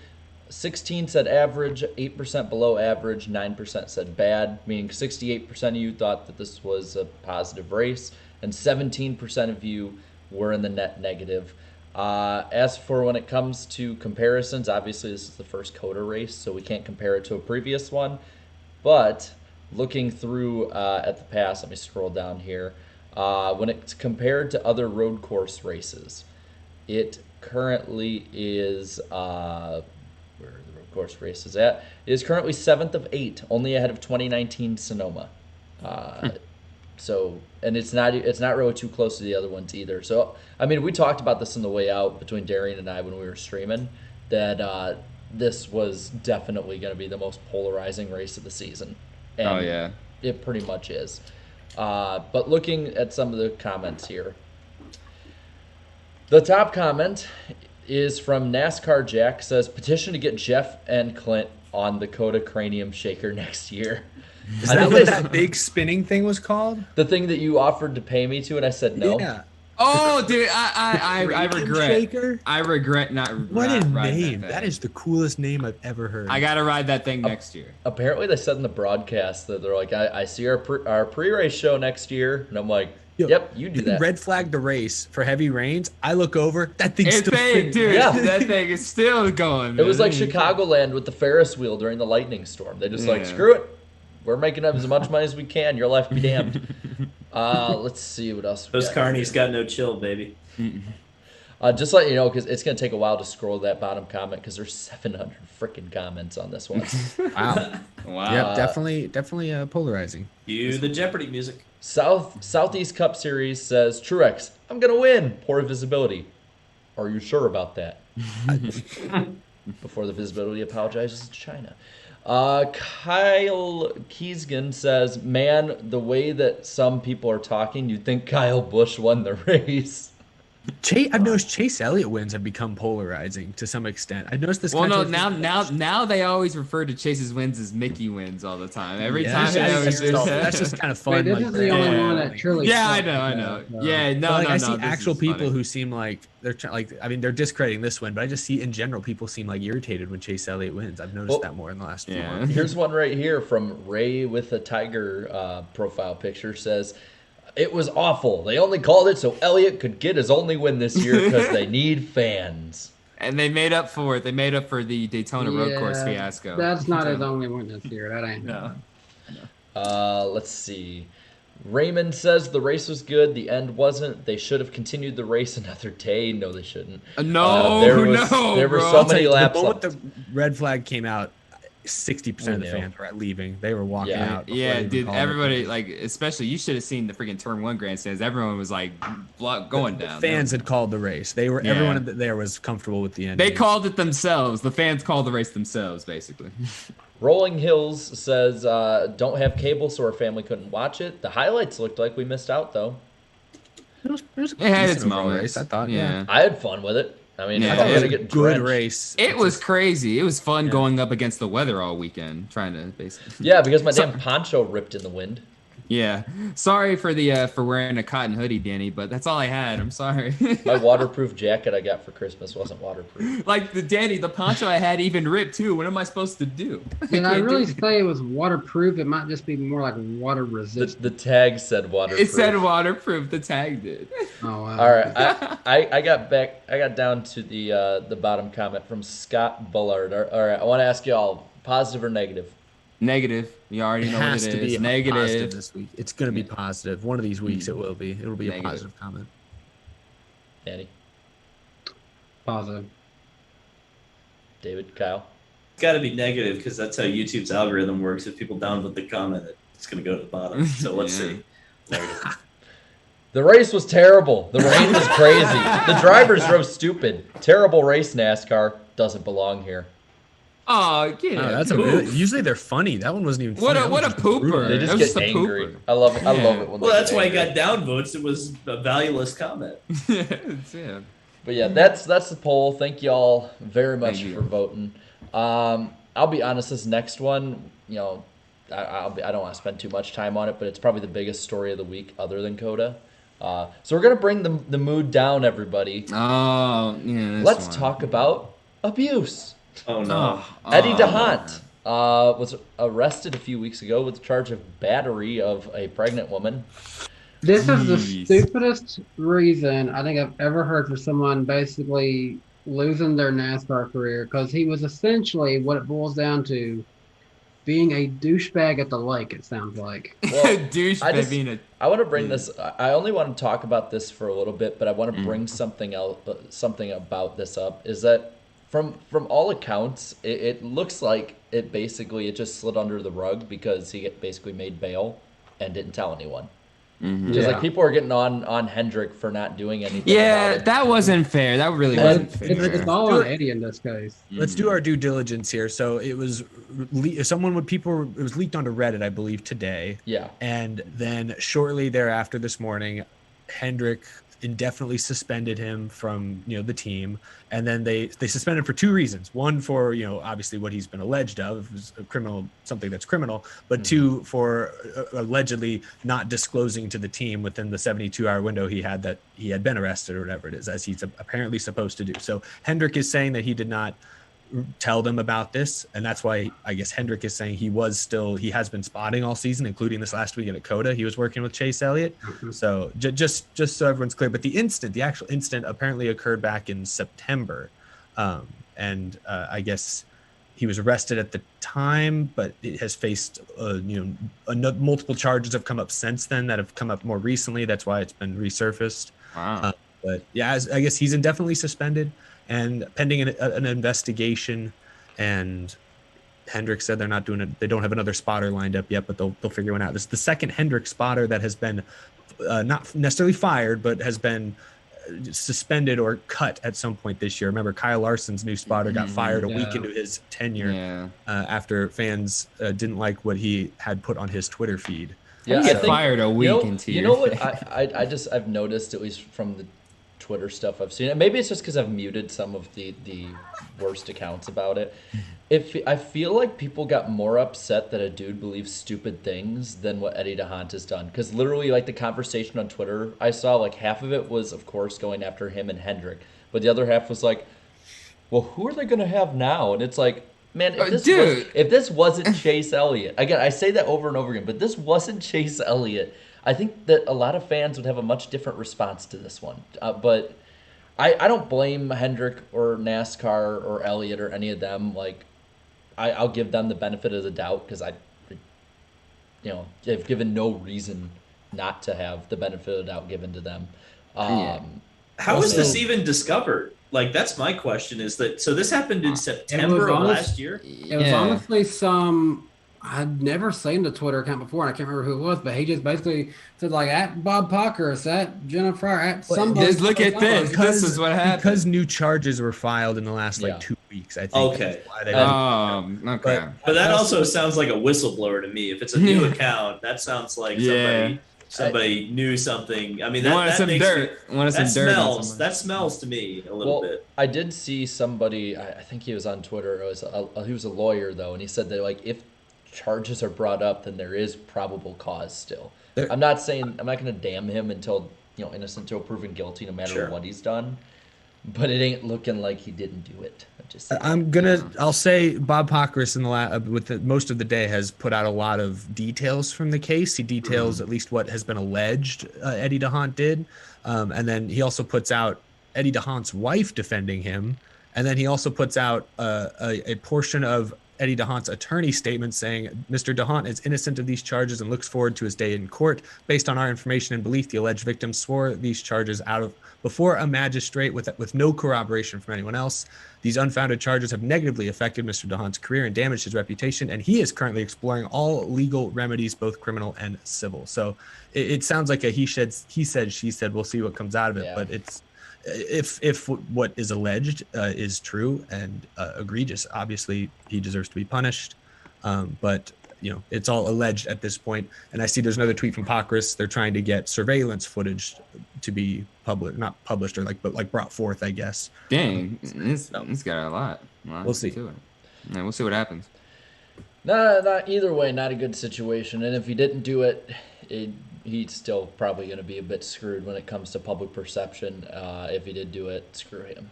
One last thing we got to get to really quick before we go to a actually relatively short lightning round. The mailbag question for this week. Nice. So this is from Napa Racing Fan 927. I think we can all probably answer this one pretty quick, but if we want to talk a little more. It says, can NASCAR return to Rockingham next season if the $10 million upgrades are given to and the Cars Tour is successful? Not next season. Yeah, I wouldn't say next year. Maybe give it maybe there's hope. 3 to 5 years. There's a lot of hope though. Yeah, so maybe I'd say within 3 to 5 years, perhaps. That's the thing about all these tracks that are talking about renovating. If they can do anything North Wilkesboro, if they can do something to Rockingham, if Bristol can do anything to the fairgrounds, you're still looking about 2 to 3 years of construction project time just to get those places in order. Well, my question is $10 million enough? I mean, that was the thing I looked at, especially like Wilkesboro getting, okay, $10 million, that's certainly a start. But I mean, when you bring up these tracks, especially Wilkesboro and Nazareth are kind of the two that everybody always brings up. Nazareth. I mean, that's in a way worse state than Wilkesboro, but they're talking tens of millions of dollars, not just $10 million. Rockingham, it might get it done. But next year, way too early. Yeah. I mean, unless NASCAR really wanted to drop another 2020 surprise schedule on us, where it's just like, oh wow, everything's different. I am getting sick and tired of this one person. So yeah, I think it's unlikely they fix it up by next year. But I think Rockingham is one that $10 million could get it into a suitable situation for NASCAR. The thing is. How badly do NASCAR fans really want Rockingham back? Is that going to be an event that NASCAR can actually really hype up the way they hyped up Bristol Dirt, or that they would be able to hype up North Wilkesboro if that comes back? I think it would be popular, but I just don't know if it would be. It's not top of the list for a reason. I think it's a possibility, sure, but I doubt we see it next year. See, I personally would prefer Rockingham over North Wilkesboro, and it's nothing. It's already ready. It's ready. It's ready to go. It's ready. Well, it's more ready. I guess they got $8 million from the government. I think in 2017 to put into or around there, and it is race ready for the Cars Tour. In March before it got canceled, Slap and I were going to go to it, and it just didn't happen. But they're still racing in October. It still eats up tires like it did before. That's actually the whole reason why it got canceled, because I couldn't find a good tire compound in time for it. But to answer the question, I don't think it would happen next year or even the year after. But I do think that of all the tracks that aren't on the schedule that used to be, I think that's the most realistic one at the moment that could be brought back. And hopefully maybe someday IndyCar is at Rockingham. That'd be interesting. That would be. I'm surprised none of you have tackled the IndyCar excursions at Dover yet, because that was clinically insane, and the fact that nobody got killed. I've been watching some of those older IRL races, and oh my gosh, how they even managed to race at Dover. That was nuts. They're nuts, and that was the second time they'd gone to Dover. They went there in the '60s, and they were like, "This is too fast." And what's crazy is I'm looking at the grandstands, so they're doing all this risk taking and nobody's there to watch it, basically. So really quick, if you want to ask a question for the mailbag, put it in the chat right now. weeklypodcastguest@gmail.com. Doesn't mean you're going to be a guest if you ask. Well, your question won't be on the podcast. So it's in the chat right there. Send the email. Usually we try and look at it right after the show or the day after, just because that's when the biggest influx comes in. So that's probably your best chance, is to get it as soon as you can. So just put it right there. It's in the chat. And, another thing that we have on here is, we do have people who help fund this show. And tonight we want to thank Lionel for their support. I see it's Memorial Day weekend, so I need an old Memorial Day diecast. But you can order any of the 2021 Lionel diecasts on Lionel.com or anywhere that they basically are authorized as a retailer. They can be at Target, wherever, man. So guys, what Lionel diecast do y'all have tonight? I have these. I'm impressed our Vegas guests had ones. one ready. That's impressive. Yeah, you guys already had one ready. You're like the first guests that have it ready. Yeah. Look at that. Look at that. We did show prep. We didn't even know we needed to do show prep. These are like the little Las Vegas cars I would always get when you get like one of those programs basically at the track. So like basically it has like 2014, 2019, well, both 2019s, and then 17 and 18. So I collect these every time I go to the racetrack. But yeah, it's cool. They have these little custom cars made for the event. I didn't have one ready, so I just grabbed the closest one. I've shown this one before, but Eric Jones's Clash went all damaged. Oh, that was a race. That was a race. Yeah. I love that one. Which ones do you guys got? I got the Cole Custer 2020 Kentucky win from the NASCAR Authentics Race Win Wave 2. Had to get this designed by my good buddy Bolts Designs. And purchased in the Franklin, Indiana Walmart. That was my personal Walmart where I bought all of my diecast as a kid. Oh, that's cool. There we go. Beautiful. Yeah, I took him on the tour of my old hometown yesterday. That was quite interesting. No, Claudia did not just bring me this last second because I forgot it. I have Alex Bowman back from last year. Just got this in last week and finished up the Jimmy Johnson throwback set. It is a great looking diecast. Yeah, it's nice. Yeah, wow. And we just again want to thank Lionel for supporting the show. And I think we have something else coming up. Darian, what do we have coming up? Don't break the mic. Please don't break the mic. The mic settings are good, I think. I think I can do it perfectly. Okay. And it's the lightning round on the NASCAR Weekly Podcast. I had to do it really softly that time. I don't want to break my mic. Okay. And Darian struck. Jarrett, what do we have on tap for tonight?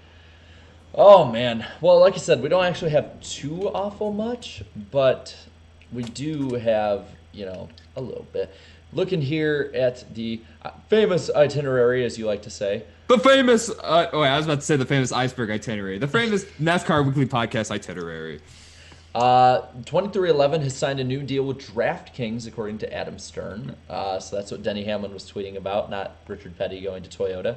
Even though I think that'd be a great idea. Eric, you got me, Eric. I just said it was possible. You were first. You were the first one to say. Yeah, I just want to see the Boomers' heads explode. I think they are. I don't know. I guess why would Denny Hamlin be tweeting about it is probably a better question. He's the negotiator. Austin Cindric will attempt to qualify for the All-Star race, according to Penske. Nashville Superspeedway has sold out 100% of his 38,000 tickets, according to Bob. Oh, that's going to be cool to see. That's going to be cool to see. My grin was so big when Eric Moses said that there's a good chance last week. I'm just like, yes. I don't know. Were you rooting for more traffic on the way out? Like what? No, I like to be packed in, and I'm going to take a picture and show everyone just so I can piss off the people on Twitter that get all upset about masks and shit. Crap! I cussed for the first time this year.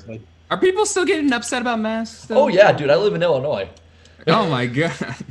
You guys haven't been in my comments section recently. Where I'm trying to follow the Indianapolis Motor Speedway rules and be a good little boy. So and everybody's mad. Oh, God, don't you know what the CDC? I know what the CDC says. I can't control Marion County. Good Lord. Marcus Lemonis has said that the $1 million that he is going to put towards North Wilkesboro is scratching the surface of what he's willing to put in. $15,000. What? Please don't turn this into Camping World Speedway at North Wilkesboro. For every 10,000 seats you can fill, I will pay this much. Danny on the top row.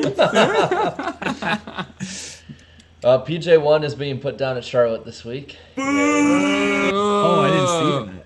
They're ruining our IndyCar races. Texas. IndyCar ain't racing in Charlotte, dude. No, they The only place that stuff was meant for. It's that awkward moment when I literally made a video today about freaking track glue, and it was like my most watched one in months. That's like Hey, it's funny, PJ1 is a very controversial topic nowadays. Former guest of this show, Tony Breidinger, was on I Am Athlete this week. Yeah, look at us getting the guests before the Yeah, we had it first. We got Buy it the dip. Speaking of guests on things, Eric just had this next guy on his show today. Yeah, Ryan Vargas has Best Buy on the car this weekend. So Yeah, very cool. It was good to talk to him this week as well. If y'all missed it after the podcast, I posted today on my channel. Ryan Vargas, good dude, hardworking guy. Good dude. NASCAR is extending the infield guest programs for Charlotte and Sonoma. Will not require vaccination for entry, according to Adam Stern. So if you can do that in California, you can do that pretty much anywhere. Labor Day's race at Canadian Tire for the Truck Series is obviously going to not happen because Canada is absolutely insane with what they're doing right now. So they'll have a triple header weekend at Darlington for the Southern 500, this according to Bob Pockrass. And then, see, two more things here. The door from Chase Elliott's COTA win has been signed by Elliott and is being auctioned off at this moment on eBay. Now, I checked this out at like 2, but the last time I checked, it was about $9,000. So if you got like 10, 15 grand lying around, or you're friends with Marcus Lemonis, go get it. Right now there's 55 bids and it's at $13,000 and shipping's free though. Hey! 13 grand, jeez. Dude, By just charity, go buy a it's sheet Dahant's of bail. sheet metal and put some stickers on it. Dude. Yeah, Hey, say that's Chase Elliott's though. for comparison, the next available item like that on eBay is a Chase Elliott rookie door 2016 signed by Chase Elliott for $3,000. Wait, hold on. They want $50 for shipping. Hang on. So the door isn't just signed by Chase Elliott. Is it signed by Eddie Dahant? It's signed by. It's got like It's a removed. signatures on it. It's probably the whole team, so That's yes. what he's Remove like to it. line him here in a second, boys. Remove it now. It just says it's signed by Chase Elliott, Richard Petty, and Rick Hendrick. That's all it says on there. Oh, okay. Boy. I don't. Well, there's a lot of signatures on it, and a lot of You'll find number him. 9. You'll probably see it. That didn't age well at all. Hey, it's for a good cause. It's for charity. Go bid on it. I'll bid right now. No, I'm not. Okay. And then we're gonna see you cranking out of the groove like there's no tomorrow. Would it's worth go up if they got the judge that Dahant's gonna be with to sign it too? Oh, no. Maybe they'll get the one alleging what's going on to sign it. Last thing here, Sunday's Coca-Cola 600 will only see 38 starters. It's the fewest cars in a 600 field in 61 years of the history of the event. It's the first time it'll have less than 40. This according to Brock Beard. I saw this on Twitter. So lame. Well, it's a sign of the times too. Yeah, but damn it. But yeah, that's the lightning round. The favorite lightning round. And that was the lightning round on the NASCAR Weekly Podcast. And now back to the show. Before we get to super chats, and we'll talk a little bit about this weekend's Coca-Cola 600, we have to thank our other sponsor, Forney Industries. Forney offers a full line of welding and plasma cutting machines, metalworking accessories, and much, much more. For do-it-yourselfers all the way to professional metalworkers, Forney has everything you need for your next project. Shop Forney's top-of-the-line products at forneyInd.com. ForneyInd.com or at an authorized Forney dealer near you. That's Forney, chat, Forney. They'll get it right one of these weeks, or they'll just keep intentionally not getting it right, and it'll become our nice running joke. The people of Forney love our humor here at the NASCAR Weekly Podcast. Yeah, thank you, chat. Corny, there you go. Great job. Yeah, Forney, Fourknee. That's good. All right. Great, I wouldn't be able to make it through that segment in 2018. Anyway, we got some super chats to go over here, so let's get to that segment. Because actually, we don't have much more in the second half, with the exception of course, the two big races. You know, that's just random races. I forgot we have Indy 500. Two random races. Random races. Yes. Yeah. No big deal. No big deal at all. Usual week. Alrighty. So let's see. First one here. I'm really hoping this didn't skip all over again, because it's gonna really suck if I have to try and find the super chats all over. Groovy Goose for the $1.99 says, "I'll be Chase's spotter. I got a bird's eye view." Jesus Christ, that's bad. Oh my god. That's bad. That's Good, bad, but bro.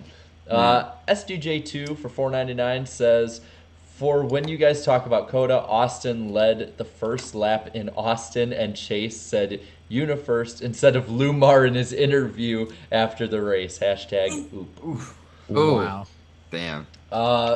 Antar Das for $4.99 says, "NASCAR must race in the rain, make the rain lighter, bigger, and brighter, and give the teams clear rules to clean the windshield."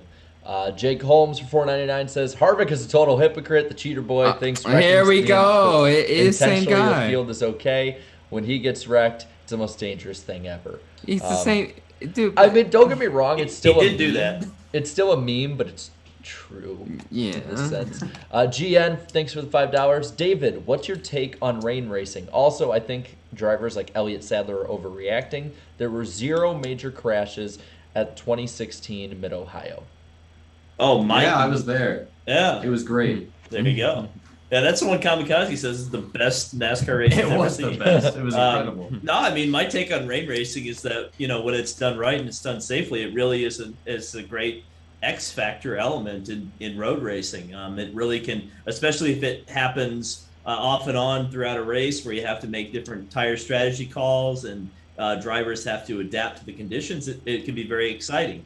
But as we saw with Circuit of the Americas, sometimes it can be too dangerous. And there is a point where there's too much water on the track and you have to stop it.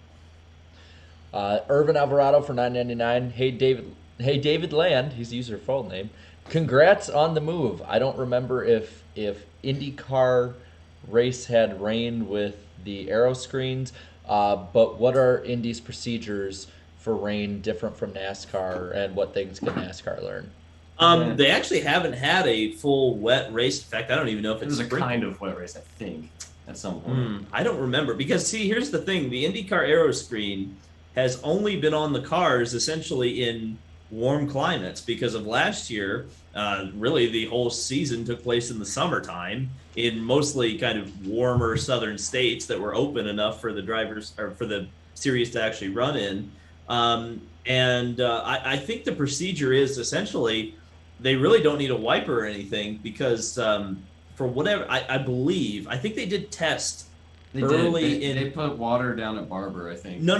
They did that, but it actually rained pretty heavily at Circuit of the Americas in It did, 2020 yeah, testing. in the spring test. And so what I believe the drivers have said, and again, this is something I just haven't asked them because it really hasn't come up. But I remember at that test, they said that the water actually beads on the aero screen and actually goes away. It essentially clears itself.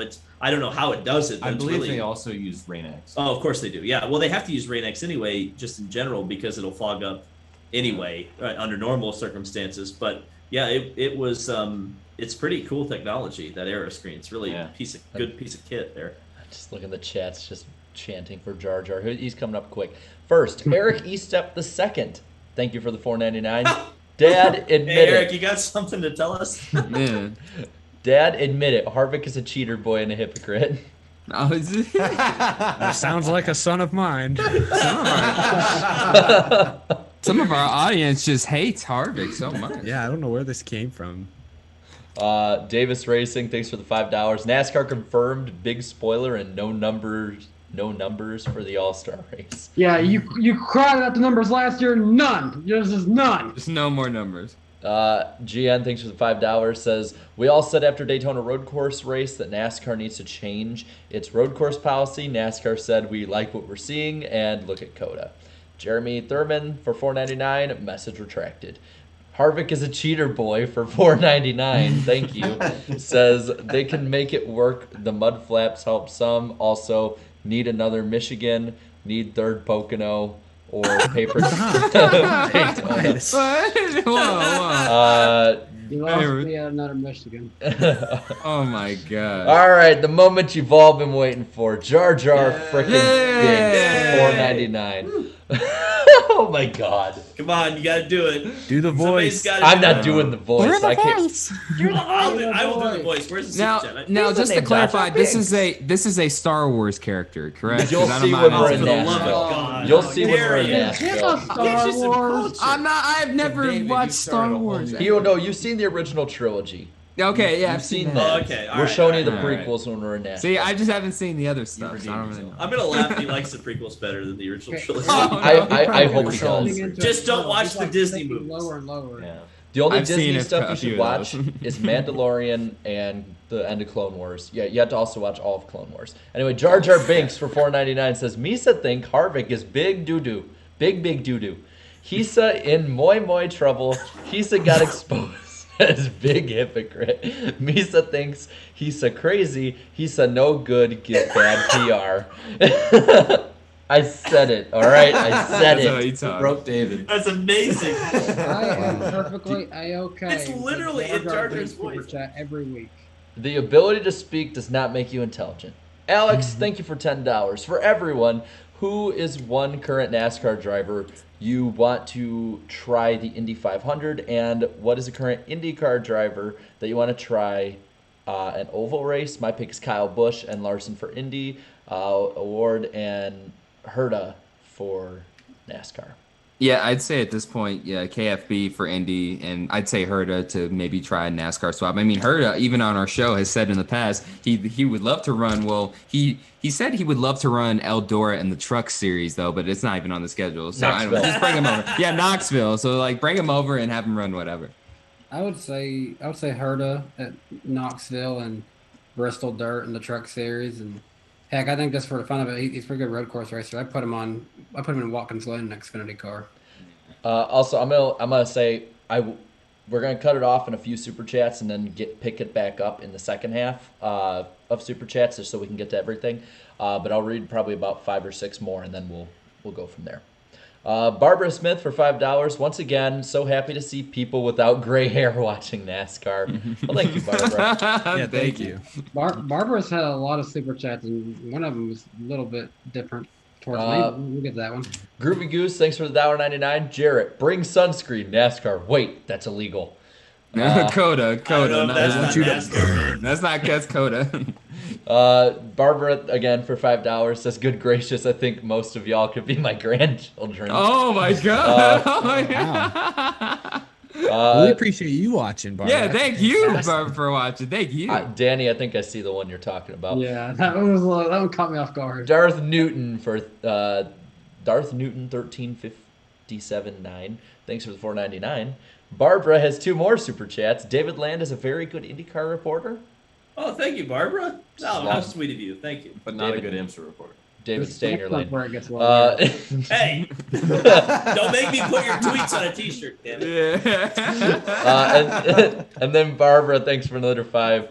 If Danny B talks, will I'm not reading that. Oh, come on. You can Come deliver on, it. you got that Come before. You got on. that. I missed Will this one. if Danny B talks will deliver to me, I will order more stuff.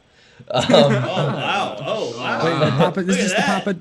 It's the Papa John's 25, right? Yeah, it's that. I think it's Okay. I hope that's what they're Get in there, talking about. Lewis.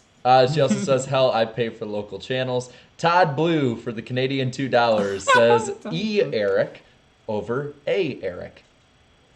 Oh, that's good. That's good. Okay. I'm like, wait, which one am I? GN for 2 at David. How was Alan Bestwick on IMSPA? Oh, he's fantastic. course. Actually, really. He put that on like a worn sweatshirt. I mean, it was just so. He was so effortless, and can't wait to hear him on CBS IndyCar coverage next year. Wait, what? Who said that? You guys got to hear him like over the intercom at. Oh the, yeah. We got Ralph Shaheen. Oh, Oh, yeah, so- yeah. I mean, she's all right, but I mean, Dan, to hear AB, yeah, y'all are lucky. yeah. He took over Bob Jenkins' role because obviously Bob Jenkins Yeah. is dealing with brain cancer right now. Oh, yeah. Actually, Bob was there a couple of days. He wasn't working, Oh, wow. but Bob was at the track. Parnelli Jones was at the track, which I was surprised to see. So some people that I was a little bit worried about were there. But Alan Bestwick was fantastic. that's so cool. Again, I can't wait to hear him on CBS IndyCar coverage. Yeah, can't wait. All right. Keep saying that. I keep It's the ants, man. You just Yeah. never The can ants. use, you just never can use a clip because of Viacom. Same. Oh, dude, I'm scared of that though. I'm gonna have to I'm gonna kiss some rings this off. We're gonna do some ass kissing this offseason. Yeah, if I want to make anything on SRX, I gotta be careful about that. It's like, hey, please, can you just help throw your boy a bone here, man? Okay, a few more, and then we'll get to the rest of the show. Samian 2002 4 for $299. I heard that Daytona will run on dirt. I think you were wrong. I don't know about all that. Let's see. Ryan Moore, 2 p.m. start times. Bit NASCAR again. The 3 biggest races of the season have been plagued with rain. And then Antar Das, not to be mean, but if you can't wake up for Monaco or get tired watching the Indy 500 and 600, you aren't a real motorsports fan, in my opinion. We'll leave it at that. We'll leave it at that. People can't control what makes them tired. Shit. We'll leave it at that. I'm not gonna lie. As happy as I was with the results of that Dover race, I was in a blanket and asleep in the first part of it. Yeah. Well, I'm not I'm just saying, if you sleep for 3 hours and you're tired at 2 o'clock the next day, that's not your fault. Eric's not a real racing fan. You need to be like Eric's me. a real You racing just fan. never Take a sleep nap during during any sort of Monaco motorsports 600, event. though. I can't. Dude, you just need to be like me. Just never sleep. Just become an insomniac. It's fun. But we'll pick up the rest. We'll pick up the rest of the super chats in a bit. Right now, we got to talk about those 2 random races that are happening this weekend. Let's look at what we got here. So first off, we'll look at the Coke 600 weekend for Charlotte. Cup race is going to be on PRN and Fox Sunday at 6 p.m. Eastern time. I don't think we're getting anywhere close to a noon start with that one. No, we don't need a noon start at this time. No, we don't. We experimented with that last year. Let's not do NASCAR versus IndyCar at the same time. We're that's good. bad. We've got it covered. This weekend. The Xfinity race will be on FS1 with PRN as well, Saturday at 1 p.m. Eastern time. And the truck race will be on FS1, or you can listen to it on MRN. It will start 8:30 Eastern time on Friday. Weather for the weekend looking somewhat favorable, but also not too crazy. Good either. Friday, 90 degrees, going to be warm and cloudy, back and forth, 25% chance of rain. Saturday, 83 degrees with thunderstorms and a 60% chance of those at that. And then Sunday, it's going to be a high, so I would bundle up a little bit for the nighttime, because I know that, speaking from experience of everybody else that I've met that lives more south than Illinois, it gets, once it gets under 50, it's cold. It's a high of 66 during the day with a 25% chance of rain, and it's going to be a low cloud ceiling. So chilly temperatures with the 550 package. Who the hell knows what that's going to do? But That's going to do something. no matter Usually what, it makes good racing, right? yeah. Usually, except there wasn't there one race where it was terrible and we weren't Kansas, I was there. My ass is Kansas. still frozen on the seat. Kansas. When it was I don't know. 39 degrees and windy. Yay me. Anyway, one big thing about this race, though, is it's the first full capacity crowd in 15 months. 0 mask restrictions. Oh, I'm happy. Nice. I kind of wish I was going, but I made my bed with COTA. Hey, you'll be at Nashville for the first officially fully sold out full Yeah. capacity. Plus, we're staying at freaking Danny B's house. That's even better. He's gonna fix us some freaking steaks. Oh, that was so good when he made those. We're still playing basketball, right, Darian? Yeah. We're still gonna play, you and me. We're still gonna play. I noticed Darian's not talking as much trash as last time when Eric put that video up of just him draining threes. That was such a No, wait till we play the game. I'll start my trash talking then. Team Danny and Aaron, Team Jarrett and Darian. Can we play with 90s NBA rules where, We play with. Oh god, just freaking. we don't play with the pansy rules of today? Oh god, let's go full 1980s. Just push No, each man. other, punch Shirts each other versus in the skins. face. Who's going to be skins? Sure. No. You can't be I'm not skins, taking my Jared. You're just Norm gonna shirt burn off. up. Yeah, Be you're just gonna burn careful, up. though. I'm sure No, there's some no. fan fiction writers out Actually- there that are writing that right now. Yeah. Actually, my arms, neck, and face burn more than the rest of me. I don't know why. It's weird. So you'll still look like you're wearing a jersey then. Yes, exactly. I'm not going to make the joke I thought about making because that's just too far. I'll tell it after the show, though. See, 2018 you would have made that joke, though, right? 2018 you would. Even 2018 me probably wouldn't have made that one. Oh, never mind. I don't even know Anyway, what it is. Indy 500. And you guys, by the way, you two can correct me if I'm wrong on any of this. I only took what Racing Reference was giving me for the top two. So the network race it'll be on NBC. It's starting, I believe, at 12:45 a.m. Eastern time, right? That's Not AM, no. Or PM. That's, PM. no, PM, Indy, sorry. Indy, Green flag, Bob, Indy 12:20. does not have lights. Okay, PM. Sorry. Green flag 12:20. I think I left AM on there. Yeah, I did. I saw Could 11. you imagine if they started the Indy 500 at 12:45 I saw it say 11 a.m. and I'm like, that's not right because That's what it used to be. Yeah, and I'm like, and I know NBC had to have changed that.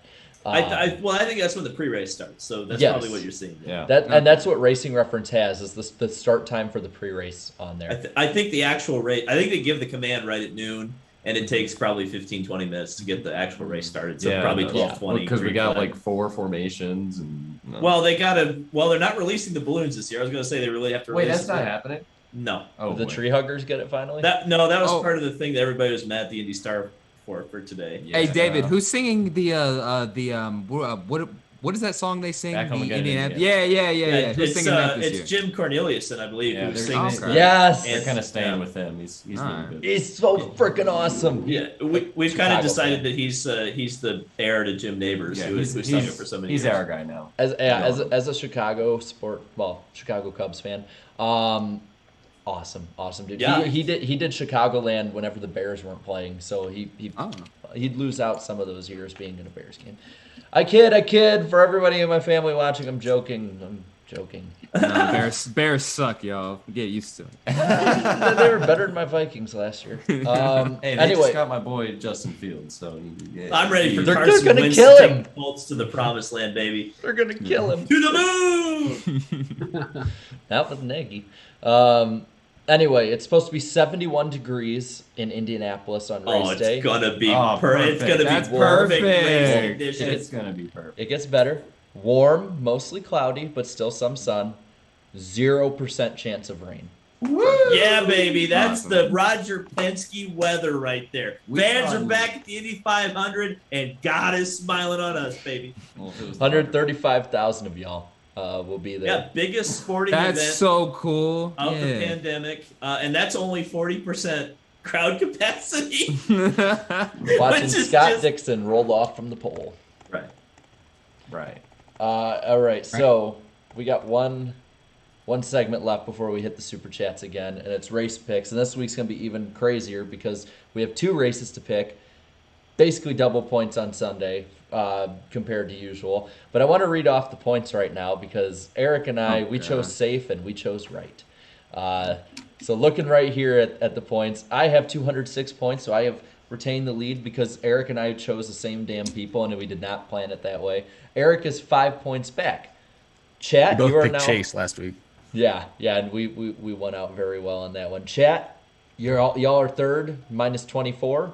Danny, even though he picked the Xfinity winner, is minus 38 in fourth. Darian is minus 42 in fifth, and the guests are minus 49. To let you guys know, since you guys probably you don't know the points format because I don't tell it very often. 41 points is the most you can make up in a week. So Darian and the guests are officially a full week behind me and Eric. That's already lacking. Happy. But this week it's double points, so I have a chance to make up some ground, or I could lose more. So we'll see what happens. Yeah. Yeah, that sword cuts both ways. Yeah, so we'll I see. like that positivity. All right, so let's start this baby out with the Truck Series winner. Who wants to go first? Whatever we decide the order to be right now, we'll make that the order. I'll go ahead and go first on this one. I'm going to say for the Truck Series, John Hunter Nemechek wins. All right. I'm going to go last, by the way. I was going to go Nemechek, but because I have a little bit of a cushion over second, I'll scratch that out. Flag. For the second week in a row, I'll go with Sheldon Creed. You're trying to talk like With the Vince handling Vince of the Wells. wheel. I'm not trying to. I succeeded. That was Sheldon Creed Creed. through 3 and 4. What, y'all trying to upstage me here? What is this? What is going on here? I'm gonna go with John Hunter Nemechek as well. Oh, dang. Regretting my pick. I gotta catch up. Who you guys got? Ben Rhodes. I was thinking about him. So I really have no idea. I was trying to think of who was even in the Truck Series anymore. I thought about Crafton, but I'll say I'm this. just gonna say it's probably not gonna happen, but Parker Kligerman is gonna sweep the competition. Like, I love it. Good God Almighty, damn! I will say this. I'll promote Two both. I'll promote both of you. Pick different people because the highest of the guest pick wins. So you kind of have It's a big, Look, big we're difference. gonna put the advantage. team on our back here. You're Yeah. gonna be a little risky and go for Parker Kligerman's too. So, just saying, you have more risk than I'm having because I'm putting John Hunter Nemechek again. What's the chat saying right now? I see a I lot was of Zane I'm seeing a lot of Zane Smith. Zane. Yeah, a lot of Zane Smith actually. I don't think Kligerman's in the race. Come on. Oh, that's that's perfect. 75. That's 75 fantastic. has not been entered, apparently. Oh, never mind. Yeah. God. Come Yeah, on, too late. Marcus. We need $15,000. There is some for John Hunter, but I'm seeing more for Zane Smith. Yeah, that's all I'm seeing. seeing Zane it Smith. Mm. All right, your pick is in. It's Zane Smith. You can pick someone else if you want. Like, you don't have to stick with Kligerman if he's not in the race. Could you imagine? Just go Norm and go home. By God, that's Parker Kligerman's music. Norm, baby. Oh, I'm hurt. Zane Smith. There you go. All right, I'll You're put not that going to down. make any points up on the chat if you do that. Man, The I'm guests too are so hurt far to behind. care. This is a terrible strategy. I'm way too hurt to care. The Come on, guests are Parker. so far behind at this point that it really doesn't matter. So there's that. So now Xfinity winners. So I think we're starting off with Danny this time. Yeah, so this car won here a year ago. Ty Gibbs is going to get a second win this weekend. Are there any ringers? Are there any- I'm looking it up this time. Okay. Dang it, Danny. I was hoping to pop in with it, but yeah, Ty Gibbs. Ty Gibbs wins at Charlotte. And a blank, unsponsored car at that. It's like See, I feel like Austin Cindric. I feel like I'm on a roll with picking him too. He really hasn't let me down all season. So Austin Cindric, I'm gonna go with him. Okay. We don't have an entry list. Oh, do we? Found it. Because Yeah, I they're want looking- to be looking for very an careful to entry list. not pick against the cup ringer if I can avoid it. Well, I'm just gonna say straight up, like I was gonna put Ty Gibbs too. I'm sorry, he's so good. Literally every he's time just he's so in a damn car, he's good. one of the Right, top let me three make best this drivers pick, out there. because that's a little bit more unlikely. Oh, I know what I'm going to pick. I'm gonna go with Ty Dillon. Yeah, I was about to say this one went under the radar. Ty Dillon is Comrade Dillon this week. He's racing for our Motorsports, Comrade. What number is he in? Comrade. Is it the 02? the 23. Yeah. 23. Comrade Dillon, baby. We're gonna be red on the red, white, and blue day. Yeah, that one completely flew under the radar. I have not seen that anywhere that he was racing for them. I didn't even Bet. see it either when I was putting everything together. Who you got, Kyle? Give me Brett Moffitt. Okay. Oh, Moffitt. Isn't he racing for ours? Dad, did we Motorsports just then? pick both for our Motorsports? Yeah, y'all picked the whole line. Yes, comrade. On Memorial Day? Nice. we're not really splitting the difference very well here, Kyle. We're Very, listening. very Hey, fitting. Reddick is also back in this race for Jordan Anderson again. I thought that was a Yeah. one deal. Nope, he's racing there. That's an RCR entry basically, right? Right, Eric? They get engines from RCR. I don't know how much else. Most of it's still done at Jordan's shop. Gotcha. Reddick is Reddick was Comrade Reddick. Now he's left them and he's with Jordan. So who does the I chat have? They have. It's either Hemrick or Gibbs. I've seen a lot for Hemrick, but I Yeah. think it's probably leaning towards Ty Gibbs. Probably gonna be tight. I think we should probably put him down for that. Yeah, I it's probably said gonna that, be and tight. then three in a row for Hemrick. I don't know. Do I just give him Hemrick just to be contrarian? It depends on what's the chat want. Yeah, All right. what's the chat? Hemrick. or Actually, Gibbs, it that's might be your Hemrick. choice. I'm seeing more Hemricks now. I am I think it is too. Hemrick. Mm. All And it's Gibbs. not spamming. Nope. No, but it's Hemrick. It's That's who Hemrick. they're picking. Yeah, that's who they're picking. They want Hemrick. All right. Hasn't won a race ever, but all right. He's finished second place 8 Hey, times. the though. last time he did win anything of note was at Charlotte. It was that Legends car race like 12 years ago. Damn! The last time he won a race. All right. Who's gonna suck in the Cup race? All right. Is it cheating to pick Almirola, or is it... Oh no, it's a meme. No, you can do it. No, I don't want to This do one, that. this one's not for points. This is just for our own fun. Yeah, it's for Gooks fun. and giggles. Yeah. No, I would still want to be more fun than that. So I'm gonna For pick- who's gonna suck, and I hate to say this because he's actually got a cool looking car. He's honoring 19 servicemen and women who sadly lost their lives fighting overseas. But I don't see a good day for the 23 car. I'm going to say Bubba for my who's going to suck.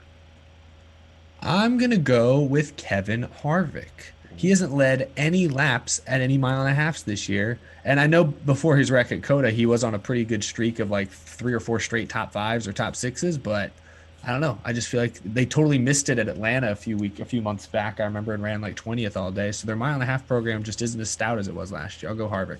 Okay. Eric Almirola, come on down. Your sucky season continues.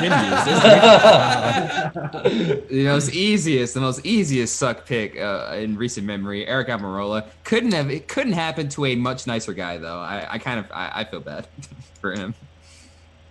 He's so nice, man. Why does he have to have such a bad season, man? I'm gonna go with Eric Jones.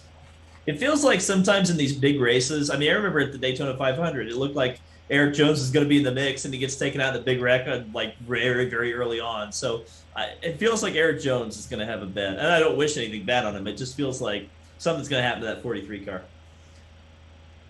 Pretty fair because the 43 with Bubba driving definitely did not finish good last year in both the Charlotte races. I see. I think Christopher Bell for some reason. For some reason, I like. For some reason, look at that! Look at that amazing analysis right there. Yeah, for some reason. What is your reason? You'll never know. For some reason. Don't worry about it. You'll find it. Yes, you'll find out. You'll figure it out on Sunday. Danny, what's your reason? Don't worry about it. Chat's definitely going Almirola. Yeah, that's what I'm going. Even though this team has been on a bit of an upswing this year and has been running competitively, just hasn't got some of the finishes locked in. I'm going Ryan Newman. I think that the good luck streaks he's had and permanently to today, like with this weekend, I think permanently. That's not the Rocket Man. Not the Rocket Man. You know what I mean? Like it's definitive. Like that streak's ending. So Newman. So who's the dark horse for the Cup race this week? Dark horse for me is actually going to be Ricky Stenhouse Jr. because he actually finished 4th in the second Charlotte race last year. I like that. I'm going to go with the guy who now drives the 17 car. Well, I guess he didn't drive the 17 last year, but he drives Stenhouse's old car. Chris Buescher. Excuse me. Chris Buescher led laps and won a stage at 1.5 mile Homestead, and he has 2 other top 10s at 1.5 miles this season. I'll go with Chris Buescher. I think I picked this guy multiple times this season as an underdog driver, but I don't know if he really is now. Well, I mean, yeah, he technically is. I mean, he's barely in the playoffs at the moment. Tyler Reddick, I always pick him as my underdog driver. I feel like it seems every week now, but they've made a ton of progress, and I figured it would take quite some time for them to get back to Austin's level, and he still has some way to go, but it's good to see that at least get some consistency back and get in the playoffs right now. So Tyler Reddick, he'll continue that streak and get a top 10. Christopher Bell, the Gibbs cars are pretty good, especially on the 1.5 mile tracks, especially in the 600 mile races, as Truex has proven quite a few times already. He's obviously the dark horse pick out of all of the Gibbs Toyotas. So there you go, Christopher Bell. I got Austin Dillon. Everyone always sleeps on Austin Dillon. He's a winner. Previous winner. winner. Previous winner of the Coke 600. Yeah. Everyone always just craps on Twitter. It's so stupid. Yeah. He's really consistent. He's pretty underrated. Really doing the points right now. Yeah, I mean, hey. I think the chat's going with Ross Chastain. See, that's who I'm going with, man. He's like he's picked it up a little bit. He started terrible, and he has definitely improved, and I think he's going to keep that momentum going this week. I don't think he'll win it, but I think he'll get a solid top 10 finish like he's been doing. Just keep marching up the points ladder. But I was doing my research. I think he has like 4 straight top 15s right now going for him. So he's been on a good upswing. So are we going to give him Chastain? I think so, because some of them said Melon Man, and then a lot say Chastain. So everyone's saying Chastain. Everyone's saying Chastain. There's some emojis, like they've called him by every name you can possibly call him. Todd Blue picked Todd Blue, so that's the infamous Todd Blue. Yeah. All right. Well, let's shift from one race to another. Darian, do your thing for the Indy 500. Who's gonna win the Indianapolis 500? Who's gonna win, guys? I'll make this easy. I'm going to say Scott Dixon wins. Oh, that's right. I'm second. Let me think. I didn't pay close attention to qualifying, but the last, I can't remember. It was, I think it was 2 years ago. I remember he put on a show. I'll go Alexander Rossi. Good pick. Now, 10 years ago, Brian Herta helped Dan Weldon win the Indy 500. Yeah, I did. I saw it. I watched your video. I watched it.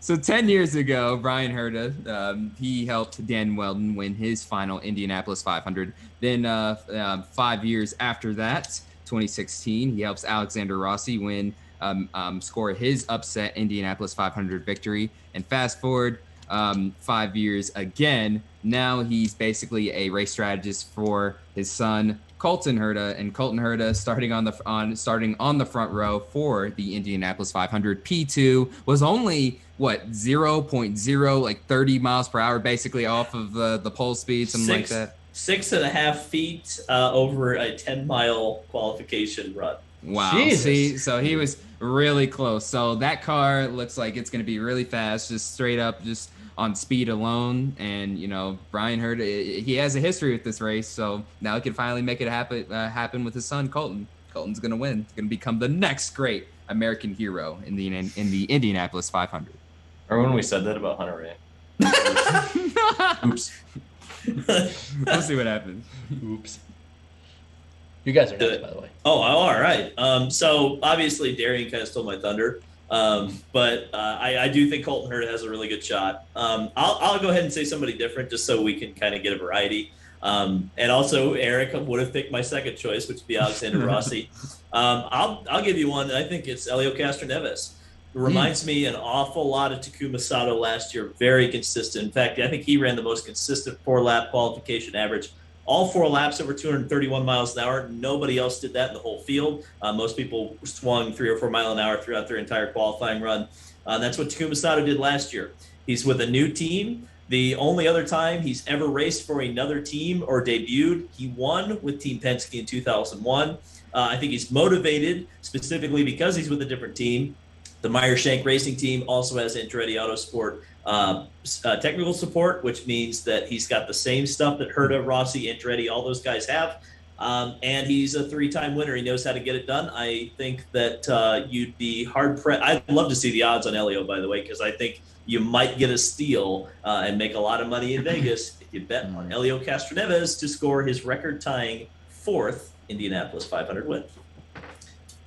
And that ties Right. Rick Mears, correct? Rick Mears, AJ Foyt, and Al Unser Sr. That's the most anyone's ever won the event. Wow. So Castroneves, he can be in a very, very, very exclusive. That's a very elite club. That's a very elite club. All right. So my pick, I have to go Boo! Austin Homer. Hill? my hometown boy. Yeah, Austin Hill's going to win the Indy 500, baby. Austin Hill, Cody Ware, and Ryan Vargas, top 3. There you go. Yeah, the Ray Hall team has a really good, they've had good race pace all week. Sato won the race last year. Graham finished 3rd. I think they're due. I mean, even though they're starting mid-pack, they didn't have the grace qualifying. I think Graham's going to get it done. Graham or Sato. Technically, I picked Sato in my predictions video I made. So I mean, either of the Ray Hall cars, but I'm going for a homer here, Graham. And remember, Santino Ferrucci, who finished 4th, is also driving on that team. So they have the Ray Hall team, despite starting in the middle of the pack, has the 1st place finisher from last year, the 3rd place finisher from last year, and the 4th place finisher from last year, all in their same team. The only one missing is Scott Dixon in that top 4th. They couldn't afford him. Just don't have the Ray Hall Letterman team taking pictures during the race, this time. That was so stupid.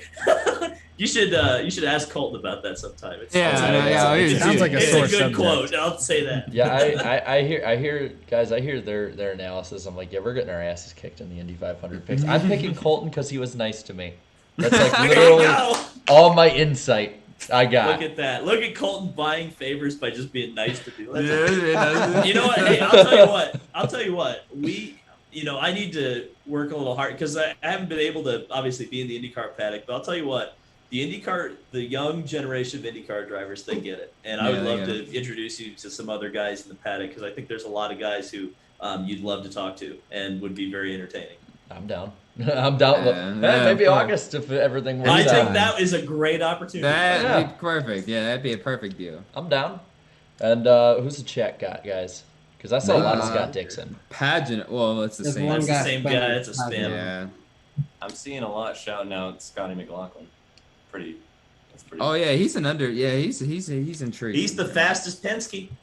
No. Fastest Penske. Rick Mears really likes it. Rick Mears does really like. And what Rick Mears is really good at is winning the 500. Yeah. Who do you think? It seems like it's gotten pretty even. Boy, there's really not a consensus. I'm looking at this, and I'm seeing maybe Tony Kanaan, maybe Graham Rahal, maybe Scott Dixon. Hey, Juan Pablo got one. Dixon's trickling in. Teresa Earnhardt. Teresa. By the way, thank you, Philip Scotty Richards, D. for being the first Iceberg member. So, thank you. Oh wow, nice. You got to. Now you get to post stuff with my face, croissants, and Dale calls, and another one. Give us I'm a bunch forgetting. of Jarrett's face in the chat. Who did you say his name was? Who was it? Philip Richards. Philip, drop a bunch of Jarrett's in the chat. I want to see it. Well, we have pick him. croissants, and we have. I want to see your face. I don't. It's burnt, dude. I'm not Jar Jar. I'm Anakin. See, yeah, there's not. Like, I'm seeing consensus Tony there. Kanaan. I'm seeing Tony Kanaan come up. Yeah, a bunch of them just came in. Yeah. Want me to put it down? So mixed, Give right? him Kanaan. Yeah, mix it up There a little isn't bit. a for sure like. Kanaan would be a good choice. Kanaan would be one that I I don't think know. the I chat feel would like have I'm a saying chance. more Dixon. Oh, Well, there's either Jarrett's one. face. I'm seeing a lot of. Well, there's a super. They're paying you to pick Tony Kanaan. There's the seeing a lot of face. Kanaan. There's Yeah. the So face. we So just super so- chatted their picks. So I'd say Should Money we just wins. have the chat like super chat and whoever can get Yeah, like the the most most super money? chats in the next 5 minutes for Tony I How about see you, that? Jarrett. I How see about, you. how about that? We'll go through our Coke 600 picks, and whoever has the most, $2 is the limit right now. My God. I swear this might is be brilliant. illegal. we're gonna I start swear to God, auctioning these things off. Colton Herta made me like $200 on his stream because he's just like, "Hey, you guys should pay David, pay money." Watch And I Colton swear to Herta God, it worked. For chat to pick He got him. me paid. All right, if you can keep topping, the cap right now is at $2. I got $2 here, $2 What was Tony Kanaan. okay? So Tony Kanaan right now for $2. So there you go. Well, we'll go on to the Coke 600. So Darian, you get to do it twice this week. You know this would be like. Oh yeah, who's gonna win the Coca-Cola 600? Who's gonna win, guys? All right. So I'm looking at the stats from look at both of the races last year. And this guy won 3 stages between the 2 days of racing. Between the 2 days, he led 215 laps, the most laps in the Coke 600. His finishes were god-awful, though, 19th and 31st. But, gosh, they brought him a fast car. Just need to put it together.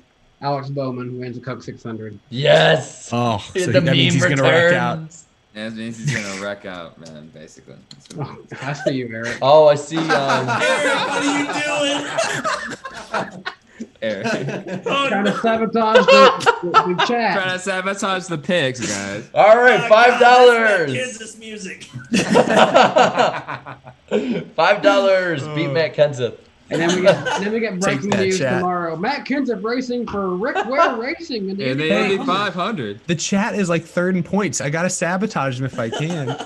I did. There's no rule against it. Yeah. Oh my Oh, god. Going back to the pick, Bowman is a perk. That's the exchange rate on a Canadian 5. Is that more money than Oh, yeah, what is $5 that? here? I think it's less. I I think think it's it's less. less. Alright. All right, my pick to win the Coke 600, though, I'm going with Kyle Larson. I didn't even hear who. Oh, no, Danny picked Bowman. I'm going with Larson.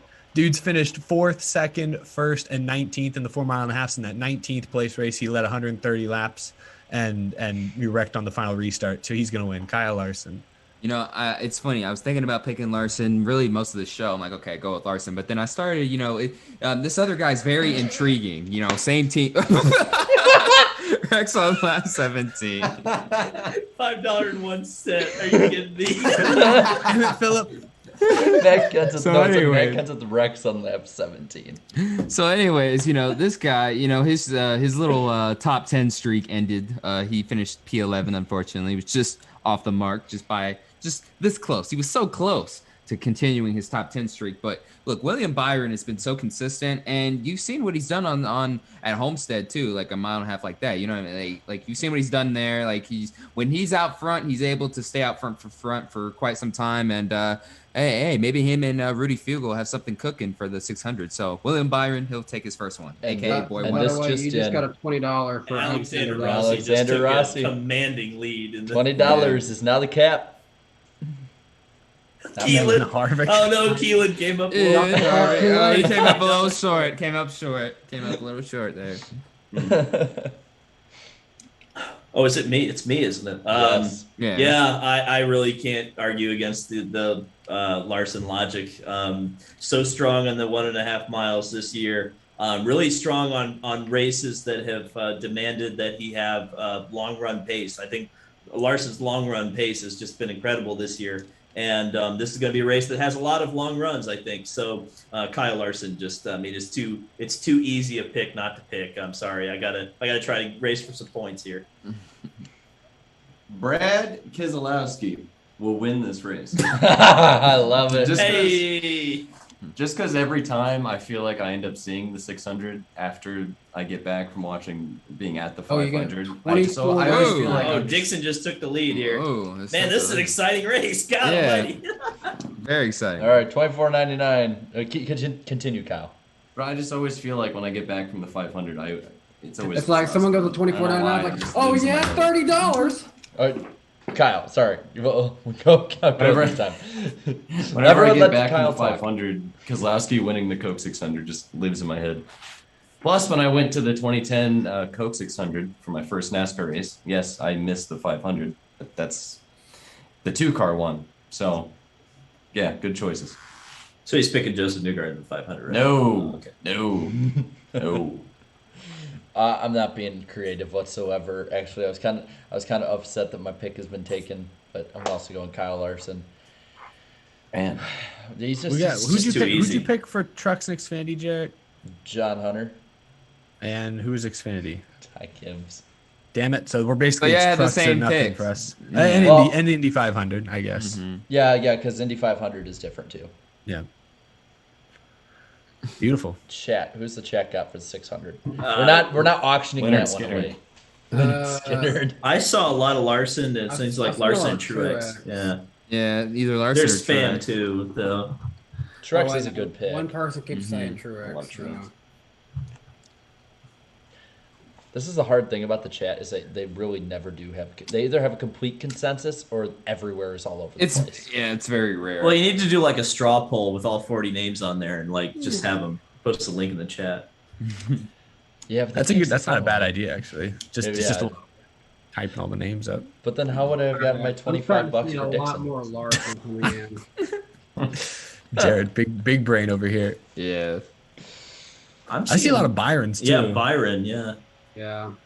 Who I almost considered him as my pick. Not gonna lie. I think the 4 Hendrick cars are the favorites right now. No, question. Simona Di Silvestro will not win the Coke 600. But you can super chat for it all you want. We'll make that the pick if you want. $24.99 is the price. Yeah. Basically, at this point, I'm seeing like every Hendrick driver, Bowman, Elliott, Byron. Oh, there's $30. Oh, Rossi takes the lead. There he is. I mean, if I can swing the chat, I think Truex is a good pick because look at what he did at Darlington this year a few weeks ago. Remember what he did in 2016 at the Coke 600. I'm just saying. Can't be stopped. Man, the chat is It's like a predictive. back and forth between Larson, Byron, and Truex, honestly. Lachlan's not racing in that race. It's the other race. It'd be cool if he did, at least. once. Yeah. I'm saying that super chat's predicting Rossi versus Dixon for the 500. And it's going to be a good race, so that's exciting. Oh, we got a Top Gun Racing for the win. Let's go. Oh, add another $30 super chat for Rossi. See, yeah, the chat on my phone is behind the rest of it, so like it just popped up for me. But we still don't have. Are we gonna? It looks like it's almost Byron, but then there's a bunch of Bowman. It's looking more Byron now. I'm just seeing one person saying Bowman though. Yeah, I'm seeing Yeah, Byron. Byron's Well, Byron. Byron. I think yeah. Byron's going to be the pick. You're And then, in the same wheelhouse as me, guys. Let's go. I mean, I'll let you all keep going for the Indy 500 through Super Chats when I read them, so, because we got plenty to read. But at least I know which ones I don't have to read now. I'm going to have to drive to the hotel pretty soon here. Otherwise, I'm going to be up all night. All right, yeah, Kyle I'll can get stay this done on, though, quick. because he's got the Zoom thing up, so. I'll get Yeah, this. Kyle. I'll get it done quick. Okay. All right. So if they ask any of us questions, because I know a lot of them ask each of us questions, we'll just try and keep it to like quick answers. CBA $signs for $5 says. Okay. Holy hell, I- Dixon! What $50 super Oh chat for Jesus! Dixon. Okay. They Jesus. said, That guy just dropped the $70 on Scott Dixon. Bet that money. Don't. Oh my gosh. he said Dixon wins. My paycheck is tomorrow. LOL. Oh, okay. Yeah. Don't. If you get in financial trouble, don't blow it all. Don't blow it on a podcast. Super Nuts, chat. dude. This is nuts. I think that might secure it. I'll be very surprised if anyone beats that. Yeah, I don't think anyone. Oh, Danny's just trying to get more. He's trying to set it up. Dustin, thank you for the $4.99. Says, could Denver road course actually happen? NASCAR seems dead here. Look up Martin Truex Jr. Championship celebration. No parade, hardly even a sign. I'm gonna say no. I kind of wondered, like, why. Ryan Blaney is a Rainbow Road. Thank you for the $1.99. That's all they put. Scott McNew, thanks for the $2. How to Ruin a Career 101, presented by Eddie Dahan. Todd Blue for the Canadian 5. Bill Elliott, the spotter guy. Bill Elliott, the spotter guy. Bill. Inside Uranus, thank you for $2. You look nice, Iceberg. Oh crap! It just updated on me. Geez, somebody must have put another one because it updated on me. I got to scroll back up. There, okay, I found it. Scott McNew, David, since ARCA is having a race at Milwaukee this year, do you think there is a chance IndyCar could ever make a return there? I mean, there's a chance. As long as that speedway is standing and it's not like decrepit like Nazareth, I think there's always a chance. I mean, the big thing is going to be money and a promoter that's willing to promote it. And, I wish I had hit the lottery tomorrow because I'd try to make a run of it with Milwaukee. But, I would love to be surprised, but it seems like IndyCar is pretty dead set on not many ovals. FaZe Must, thanks for the $2. IndyCar needs a video game ASAP. The SRX has a game. Yeah. Andrew Meyer, thank you for the $5. Do you think the officiating mistakes at COTA were all Jesus Christ? 55 for Rossi. Oh, man. Look at this. I am genuinely surprised that he beat that. America intensifies. This is fantastic. Okay, the race is going to have a lot. There's no way that one will be beaten. The bidding war continues. It just keeps continuing on and on. Do you think the officiating mistakes at COTA have heavily damaged perception of rain racing in NASCAR or even road courses themselves? I don't think so too much. Flying Gator for the $1.99. They're auctioning off Eddie Dahan's court-worn suit. Oh my god. Skid, thank you for the $4.99. COTA was one of the races that they hyped up in their best season ever promo, and they put it on FS1. For its first race on cable, that's odd. GP Laps, by the way, GP Laps, we gotta get you on, ASAP. We'll get you Great on YouTuber. Definitely. Thank you for the $5. Interested in the NASCAR group's picks for what new ovals should Indy have? I mean, just bring back Michigan. Yeah, Michigan. I like that. Yeah, bring that Auto Club, but before it goes away. That'd be cool. Dirt. Yeah. And IndyCars used to race on dirt. Not only that, they raced on the Pikes Peak Hill climb. Oh, that was a points-paying IndyCar race. Oh my gosh! Freaking have South Park sized balls on that one. Antardas, thank you for the $1.99. Indy 500. Dixon gets revenge. 600. Truex v Larson. Groovy Goose. Eric Forney built my nest. Spin the UFO. Oh, nice. Steven Gibson, thank you for the $5. What is your favorite moment from the 600 since you've been watching NASCAR? For me, it's easily Johnson and Labonte, 2005. That's up there for me. 2005 race as a whole is the greatest Coke 600 in my opinion. So, Dustin, thanks for the $1.99. Darian, watch Anakin race the pods. Biggest upset ever.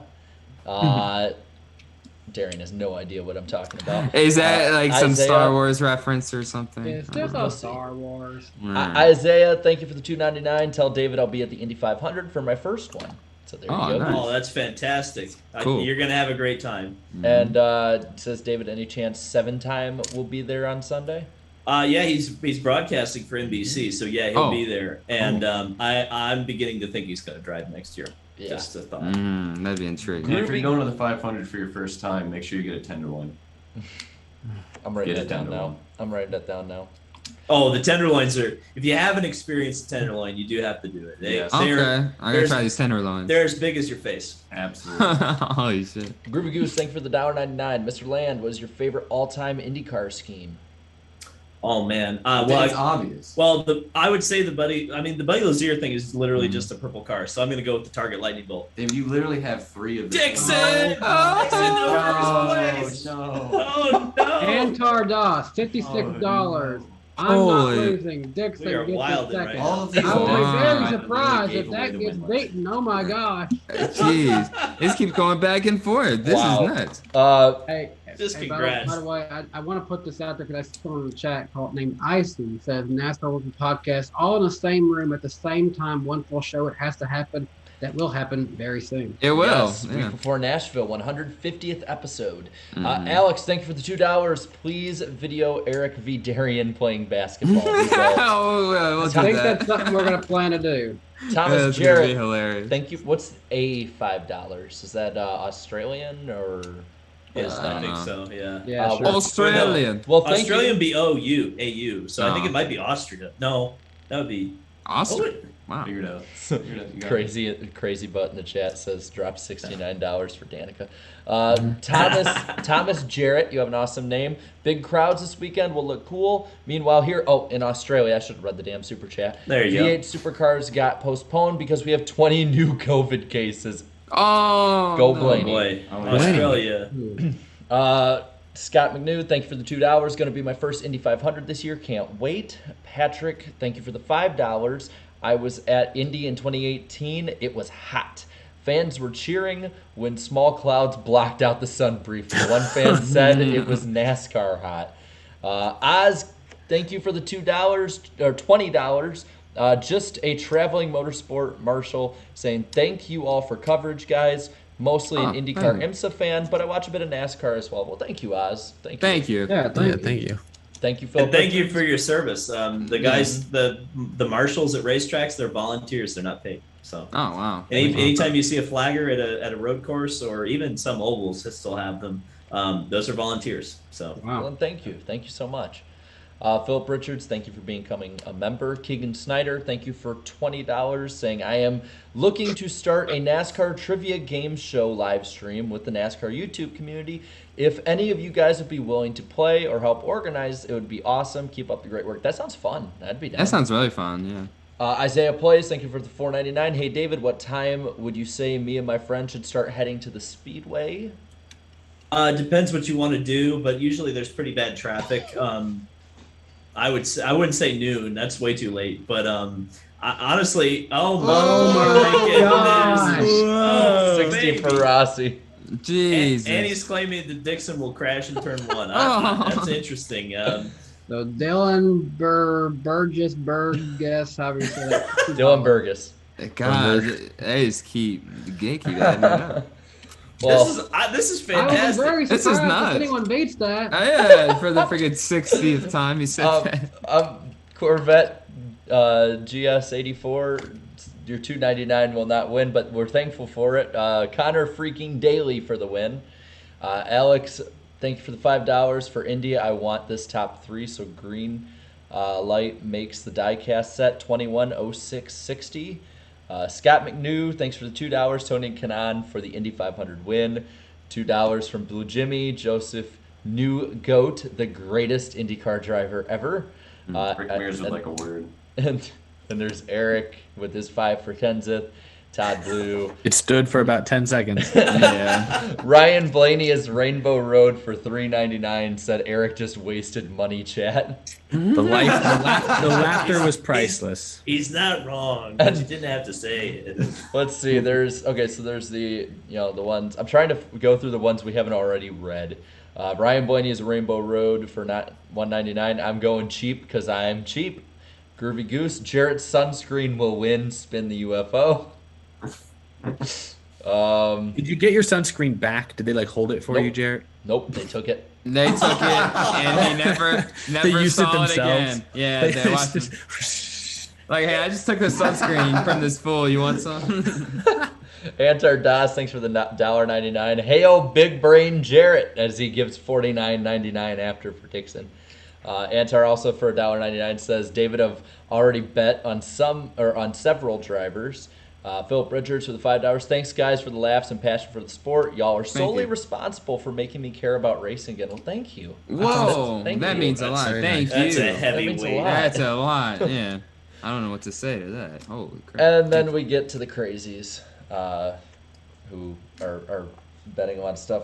So they don't got much time left if they want to win, because we've hit the end of the show here. Thank you all for so many super chats. It's honestly crazy. Yeah. It was great entertainment. Yeah, that's fun. That's funny. So next week we'll be on Darian's channel, Black Flags Matter.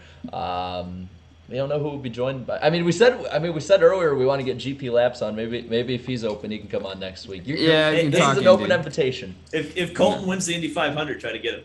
Oh, 100%. Oh, yeah. You think you'll have time in his schedule? Yeah, that's what I'm I thinking. know, Yeah, that's you what might- I'm joking Yeah. because I'm like. Luckily, we got him on in advance a few weeks ago, though. So. There you go. Antar Das in the chat said, bruh, my card declined. What was he trying to do? $60.01.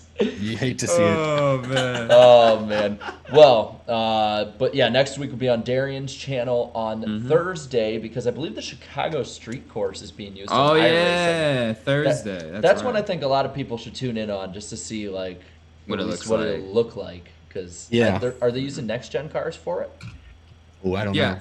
I don't know, but we'll at least get to see a new course or a fictional course right now. Yeah. So, but yeah, we'll be on 8 p.m. Eastern Time, 7 Central, June 3rd, Thursday night.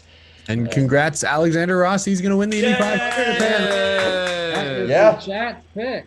Unless they got one last one right for the end. Could be $1,000 super chat coming in for like. Dude, I'm still waiting for Colton Herta to drop something on us. I mean, He's He's just literally gonna make Colton show up. Here you go. Here's a grand. He just signed a new contract. So he's yeah, got Colton something. got paid, dude. He's got Yeah. paid. So GP Lab says, let me know the time and place. Next Thursday night. Here. 8 p.m. Eastern Here. Time My channel. on Darian's channel. So if you're Yeah. down, let's do it. Let's make it happen.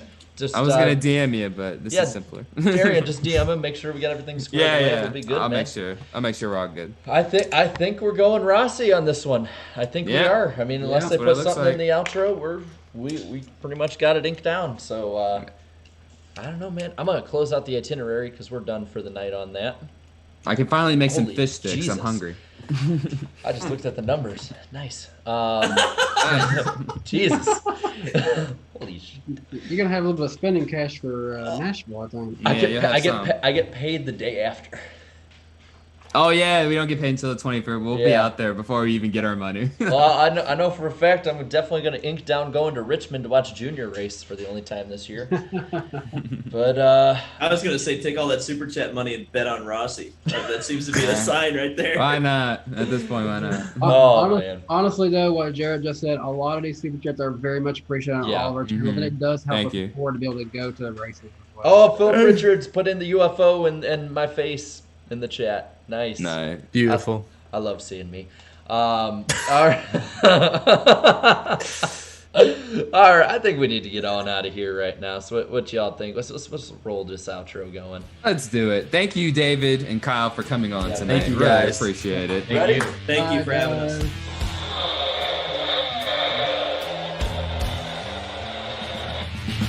It sounded clear. Goodbye.